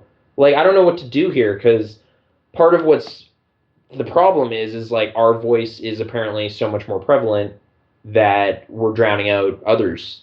So me replying, well, that's just my privilege of being able to do that or whatever. No, Like for I sure. don't, I just get caught up in a weird little loop of like, you've kind of, I checkmate. Like I kind of don't have any recourse now. Like I don't know what to do other than just not be myself. Like should I create some sort of persona online who isn't me? And it's just like I don't know. Like, how do No. I engage in this What you conversation? do as a white male Mm-hmm.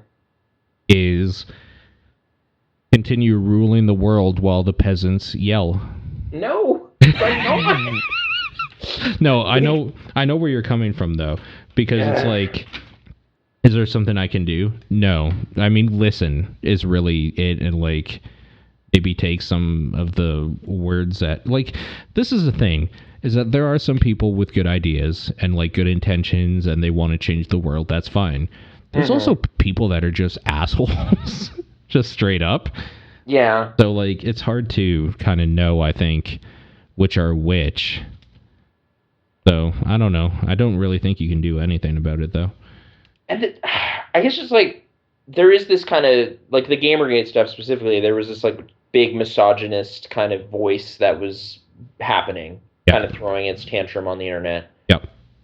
and I don't know like how much it's presumed like the nature of that message was like I don't know. Like What do you it's mean like, well, presumed? who's on the other end of that line? Like, is it a white straight male or is it someone trolling everybody? Like, is it is it a Spanish guy? Is it a black guy? Like, who knows? Probably What's straight white male trolling everybody. maybe, probably. I hope not, because I'm also of that like demographic or whatever. Like, I'm of that category, so I'm embarrassed on behalf of my kind of co-internet inhabitants or whatever. But I don't know. Like I guess it's just like I don't really have any way of like giving feedback that'll help this guy get his hairstyle in the game, kind of thing. Like I'm just Right. not the person for that. So I don't know. Like, should I be like, hey, BioWare, you should do this thing? I don't personally care, really. Like, I'm gonna make a like red-haired white lady because that's Kiara Shepherd, man. That's who's ruling the universe here. She's Sure. awesome.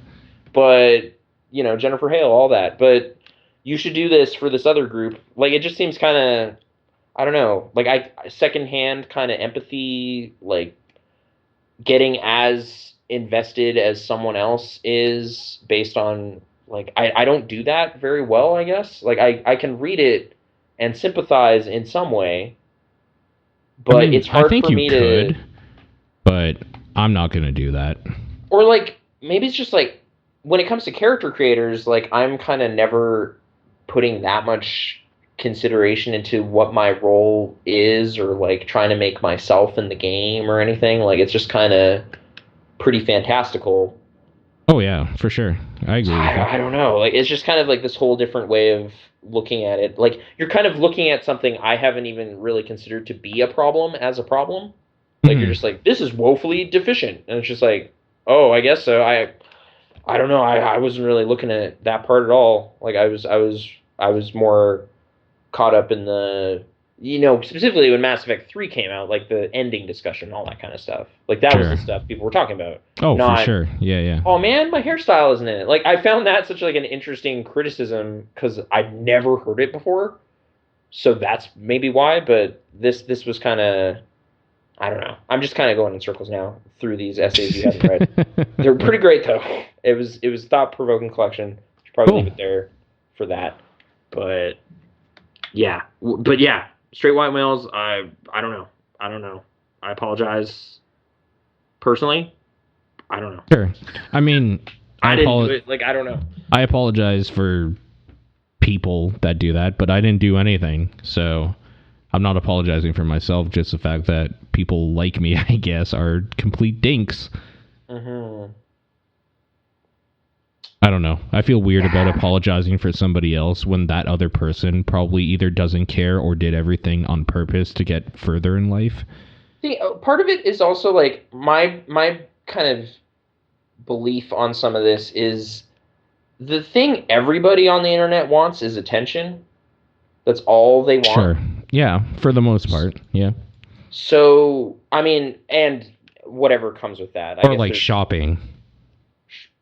Sure. I mean, people there. I have known people that just go online to shop. Someone yelling and hashtagging and stuff, they want attention. Oh, for sure. Somebody on social media, for sure. Yeah. Someone on social media. You're right. All I wanted on the internet was National Geographic Wild, and I purchased it. And I also got the Back to the Future adventure games on 360, so I can get some achievement points while I play those. That's what I wanted. But someone who's yelling, like who's typing and posting their snarky reviews about whatever, or their hashtag Gamergate things, they just want attention. Yeah. Like, what you do is you just don't give them that. Right. Would be kind of like how, like, I remember back when it happened, we were kind of commenting on it a bit. A little bit. I don't know. Like, it just seems kind of like, are we even by doing that, even by using the word Gamergate, giving them some power? Like, kind of giving them some kind of acknowledgement and validation of just like, no, see, they shook the earth to its core. Like, we had to write our essays in rebuke of it. And it's just like, oh, well, I was just over here playing, video games. So I didn't even really notice. Like, that's, I don't know. There's kind of this mentality that I always associate with Winston Churchill. Of just kind of the, oh, well, the worst thing that you could do is nothing kind of thing. Like, what is the actual quote? It's like, all it takes for evil to triumph is for good men to do nothing. Yeah. But this is kind of like to try to goad young Englishmen into signing up to be in the military. So, context. But I hate that quote because it's just like, no, what are you talking about? Like, good people are doing nothing all the time. Like, we're just eating sandwiches and hanging around.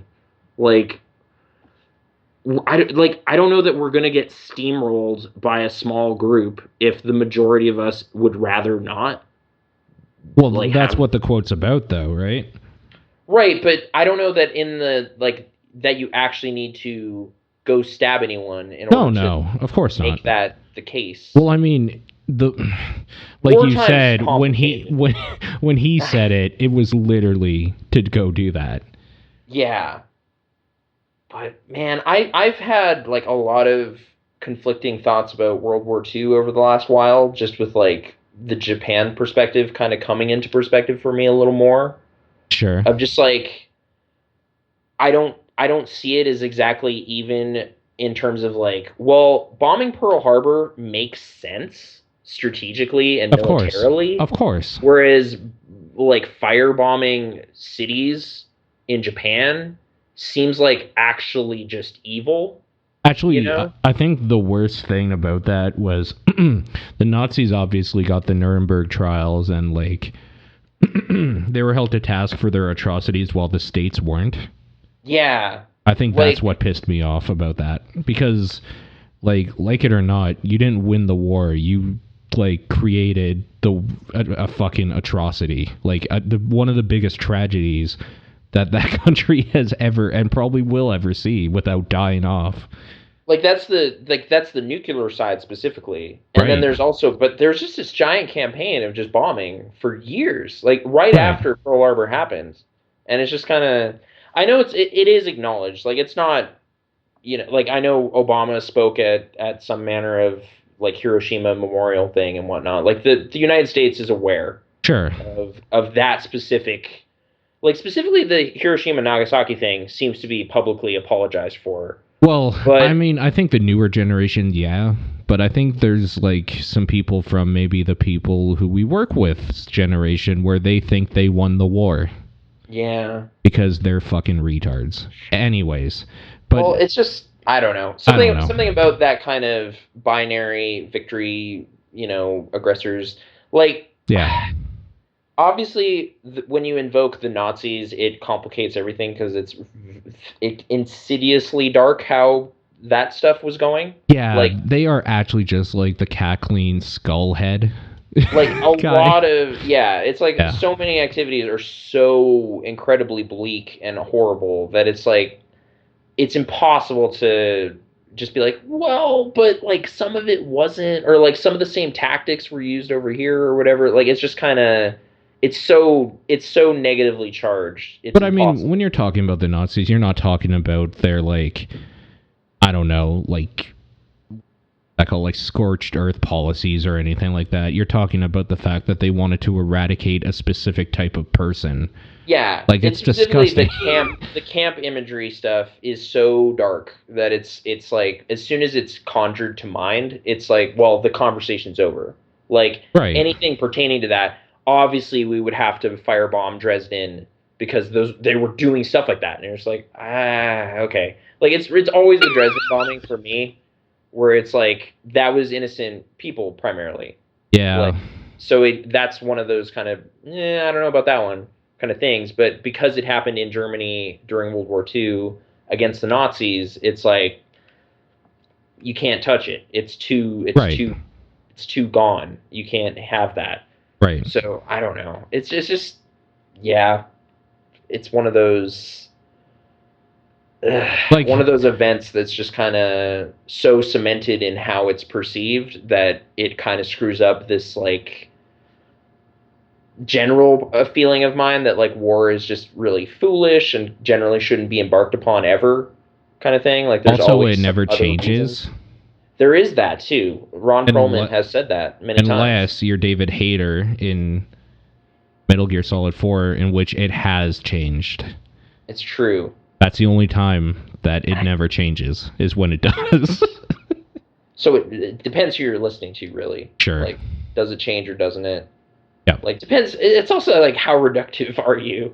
Right. Like, I don't know. Cyber warfare. It's all different. War has changed. It's totally different. Yep. It's true.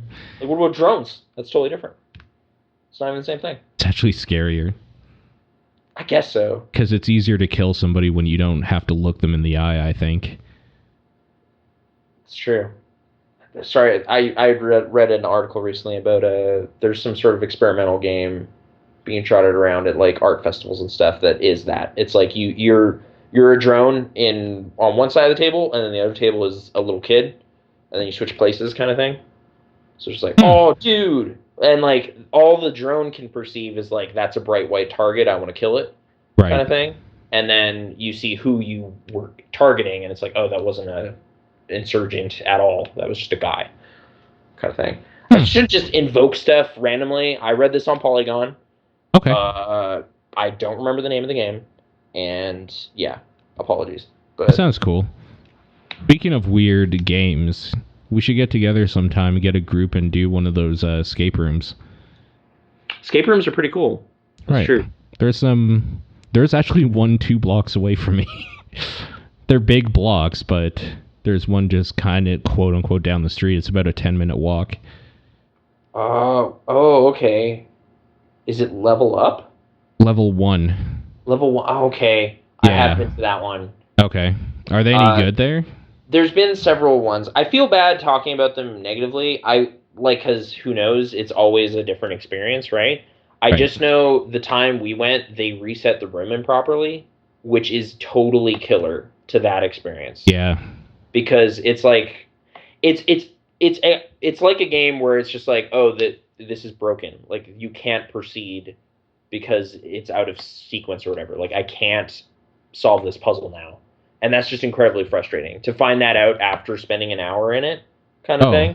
Did they refund you? Yes. Good. So, in that way, like, I don't want to rain on them too hard. Like, they did do the right thing, but it was a very frustrating evening the last time I was there. I mean, we can just do escape room. Yeah, I mean, there's actually a weird number of options springing up. It seems like it's a weird boom industry right now. Like there's that and vape shops are everywhere. Just I mean, yeah, I've been to a few vape shops. Vape Ape, Darth Vapor, all of these things. Yeah, Vape Nation is what I believe in now for my religion. Okay. There you go. Sorry, an ad just popped up on my screen. That's fine. I'm looking up the locked room, seeing what's available right now. That's been my favorite local one. Did you do the Game Over one yet? Yeah. Is it any good? It was pretty fun. That was one we actually solved, so that's why I feel it was pretty fun. Okay. That actually that's not a really low escape rate, 29%. Mm-hmm. It's low-ish, but there's one here that's 8%. Yeah. Generally, though, as an experience, like it's something I like find like, well, this is completely unique and cool, as opposed to like bowling or something. Sure, I agree with that. Like some night out activity. It's just kind of more engaging. So I have an interesting question for you that we'll have to talk a little bit around specifics. Okay. What would you think about doing one of these as a work like team building exercise? Whoa. So, like, without saying names or anything like that. Like, first of all, would you go if this was, like, it's not mandatory, but, like, you'll be paid for the day or whatever? Oh, man, I don't know. I have, like, really mixed feelings. I don't know. Because, like, typically the best experiences we've had is when it's kind of just us. Like, when it's just people you know, like 2 or 3 people. Sure. Whenever strangers are involved, it's very frustrating because there's like a barrier. But these are not strangers. But these aren't strangers. These are people you might actively actually not like. That's true. And you're stuck in a room with them. It's true. I don't know. I feel like it might be like a way to kind of like, what if they're really bad at solving the puzzle? No, but what if they're really good and you're just like, I have a new respect for you because you think in a way that we never get to see here. That's the thing. That could happen. But I don't know. I tend to be pessimistic about it going that way. Yeah, no, I would probably hate that. Yeah. I actually probably wouldn't do it. Actually, you know what? No. I would totally do it, but that's mainly because the money. Okay. And so it's like they're paying you to do an escape room. And so like, it's essentially like being at work. Like, I'm stuck in a room with them at work anyway. Mm-hmm. Only this time we like are doing something, at least. I don't know that our bosses specifically would be aware of these things, really. I don't think our bosses are. I mean, they're barely aware the internet exists. Mm-hmm. So yeah. Or at least I don't think they would think to. Oh, totally. Like do that for the group or whatever. Because yeah, whatever. I guess you're right. Dancing around specifics. Now I'm getting to the point where the dance begins. So I'm gonna stop. Right. Okay. So, I mean, the thought exercise is done. Okay. Yeah. It's like, yeah, I don't think I would be thrilled about it. Me neither. But would you do it? I don't know if you actually answered. Oh. Yeah, I think so. Yeah, I would too. Okay. Yeah. Okay. There you go. Yeah. Question of the week. Sure. Yeah. For us, we ask questions. Sure. Snow outside. I don't know what else to really look at. There's been a weird, frustrating thing where I've been looking for a handful of games I'm pretty sure I own, and I can't find them. Oh, like in boxes or storage and stuff? Yeah, just digging through everywhere I can think of and just... Was one of them Naruto? Because you gave that to me. No, that's fine. One of them is Dead Space, and another is Brothers in Arms Hell's Highway, which I know I specifically bought because of its odd achievements. And it just doesn't seem like something I would casually get rid of in the interim. And it also doesn't seem like anything anyone would be fiending to borrow. Are you sure you didn't give it away when you gave away a whole bag of games on Kijiji to somebody? I've been trying to mentally catalog that bag and figure out what was in there. I really don't think so with a couple of those ones. The ones I brought up.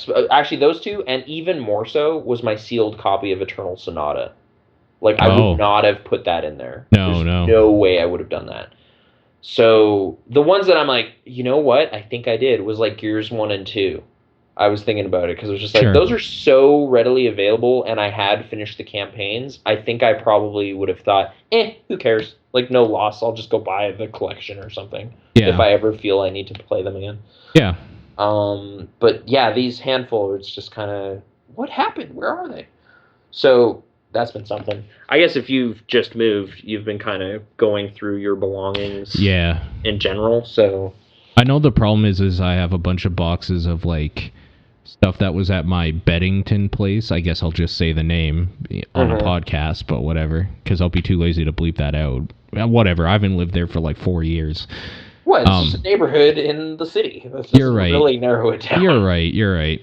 In my Beddington place, when I moved out of there, I sent a lot of stuff to my parents' house in their garage in Edmonton. Mm-hmm. And I'm probably going to get all that stuff back, and I don't have proper shelving for all of it. I know there's 4 or 5 boxes of just DVDs. I don't know what to do. If anything, you were really specific about where your place is in relation to level 1, which is a verified, easily locatable place. So I know that's what I'd be concerned about. And also, I've said where I'm currently I'm living too. Video game trader, so it's really hard not to. Well, there's only 2 locations, so. Yo, I feel a little bit better though, knowing that usually where I'm living is a pretty densely packed thing. Even in a square block here where I'm living, there's a bunch of apartments. So it's even if you knew what my street number was or anything like that, there would be still not 100% guess as to where I am. You would still have to take a gamble on in my building alone 5 other people at least.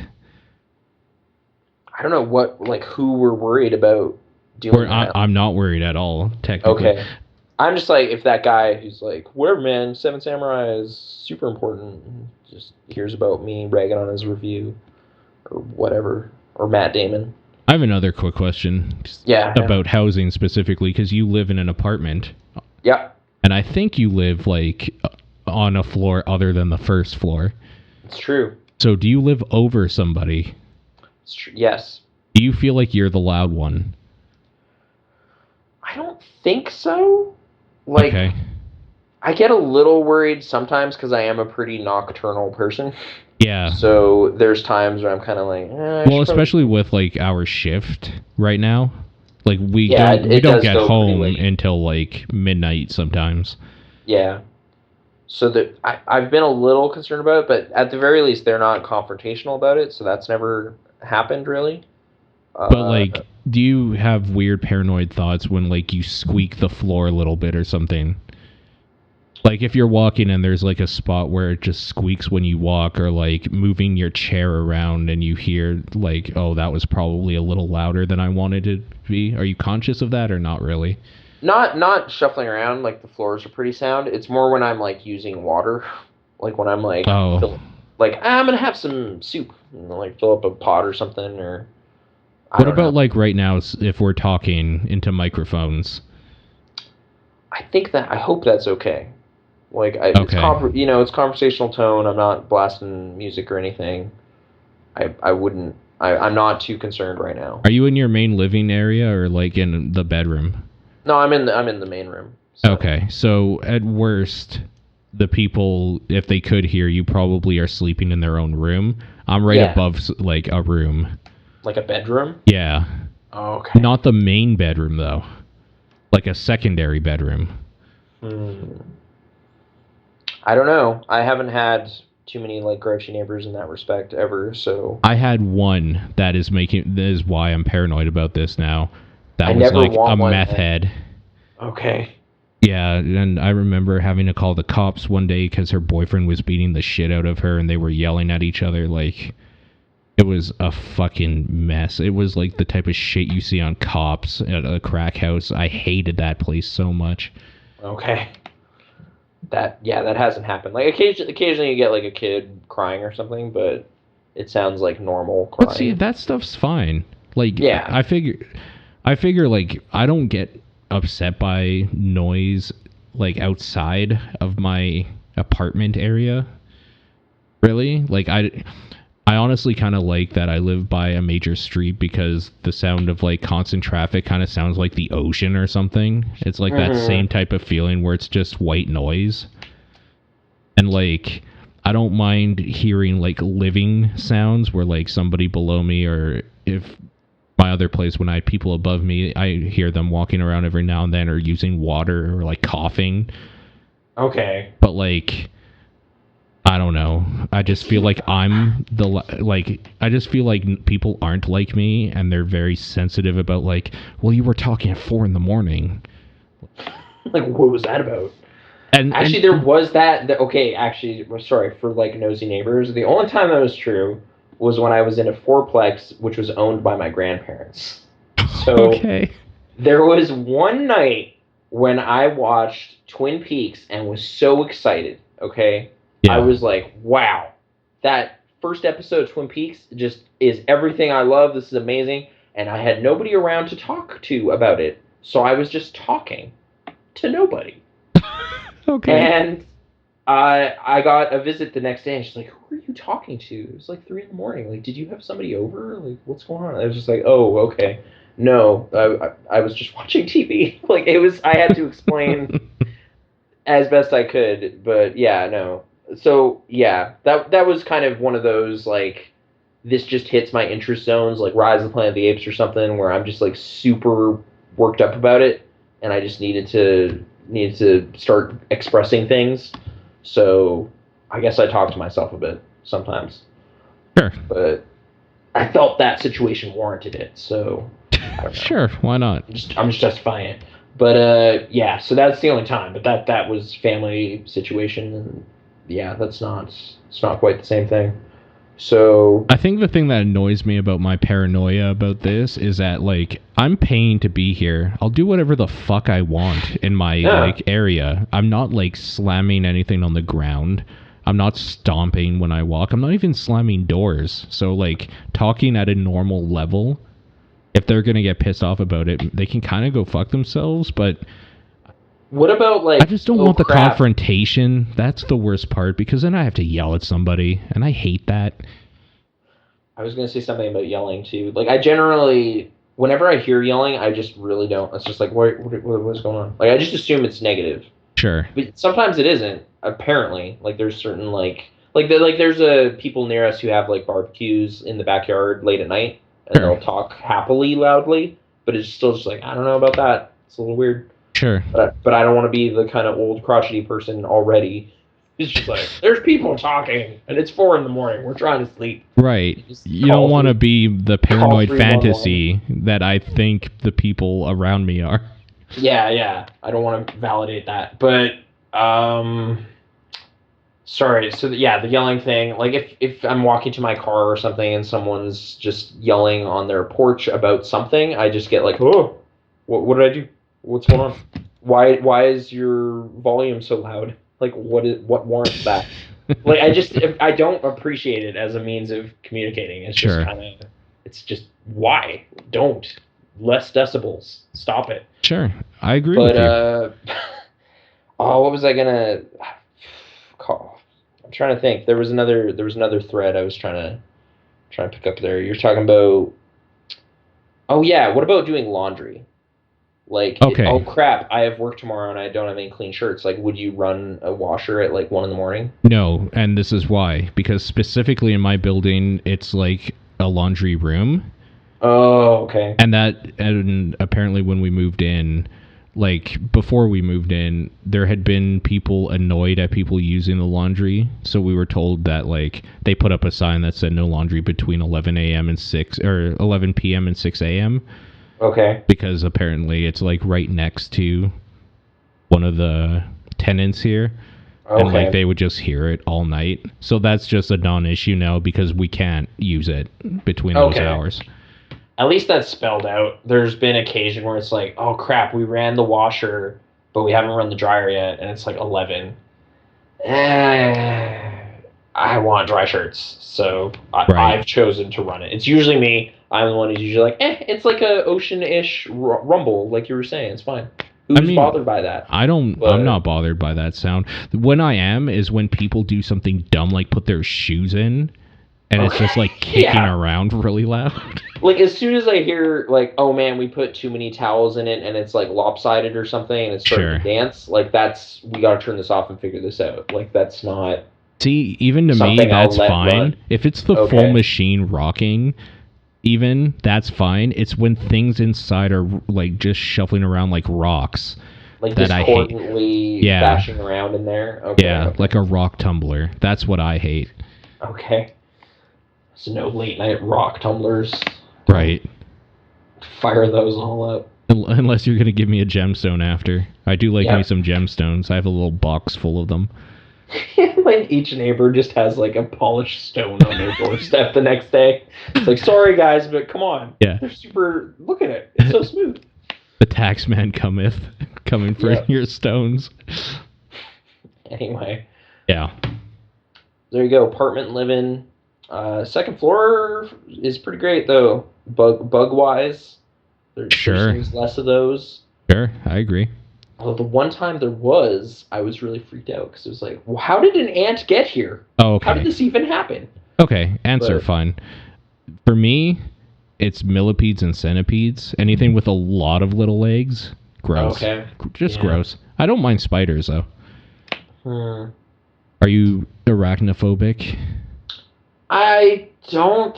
I mean, they definitely, like, if I see one, it's like, you know, like I'm at work or something and there's a spider near me. Now that's what I'm worried about. I'm not just gonna, whatever.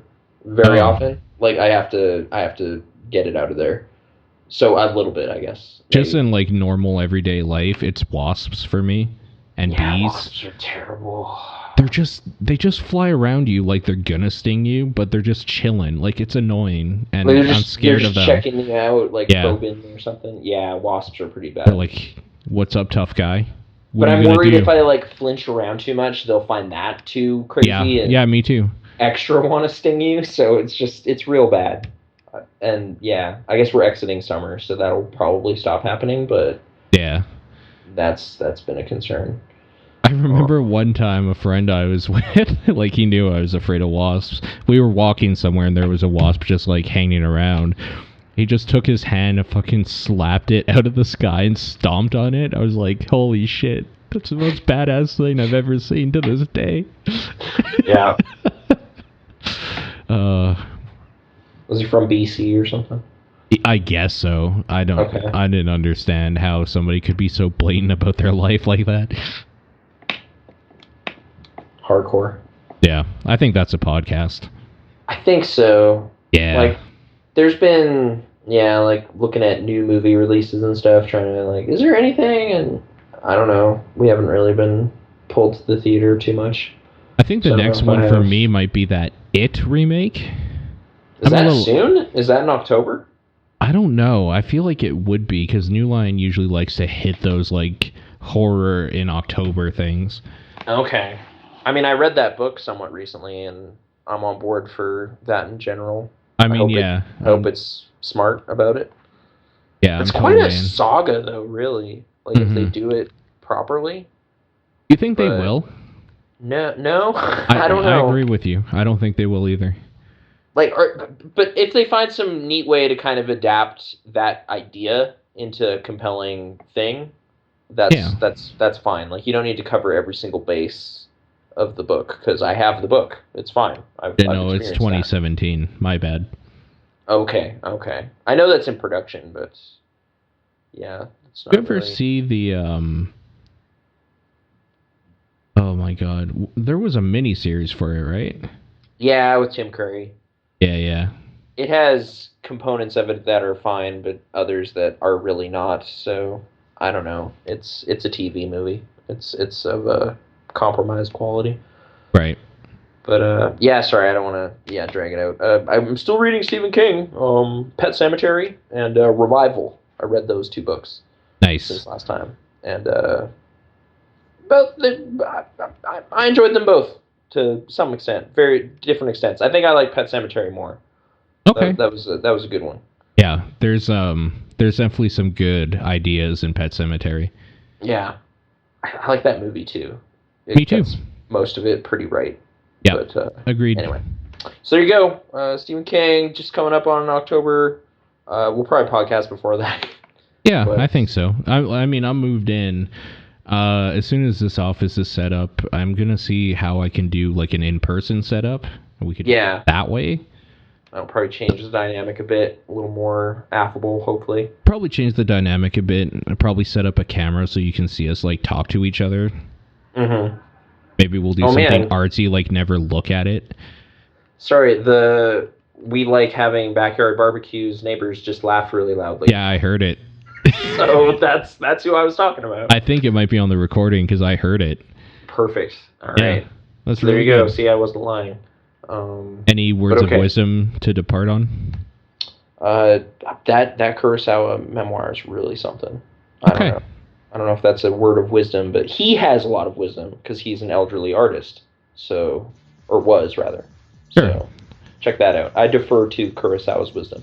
Sure. And I will end off by saying that if you haven't seen Seven Samurai, you aren't really into movies. Oh, man. Have a good... We'll see you next time.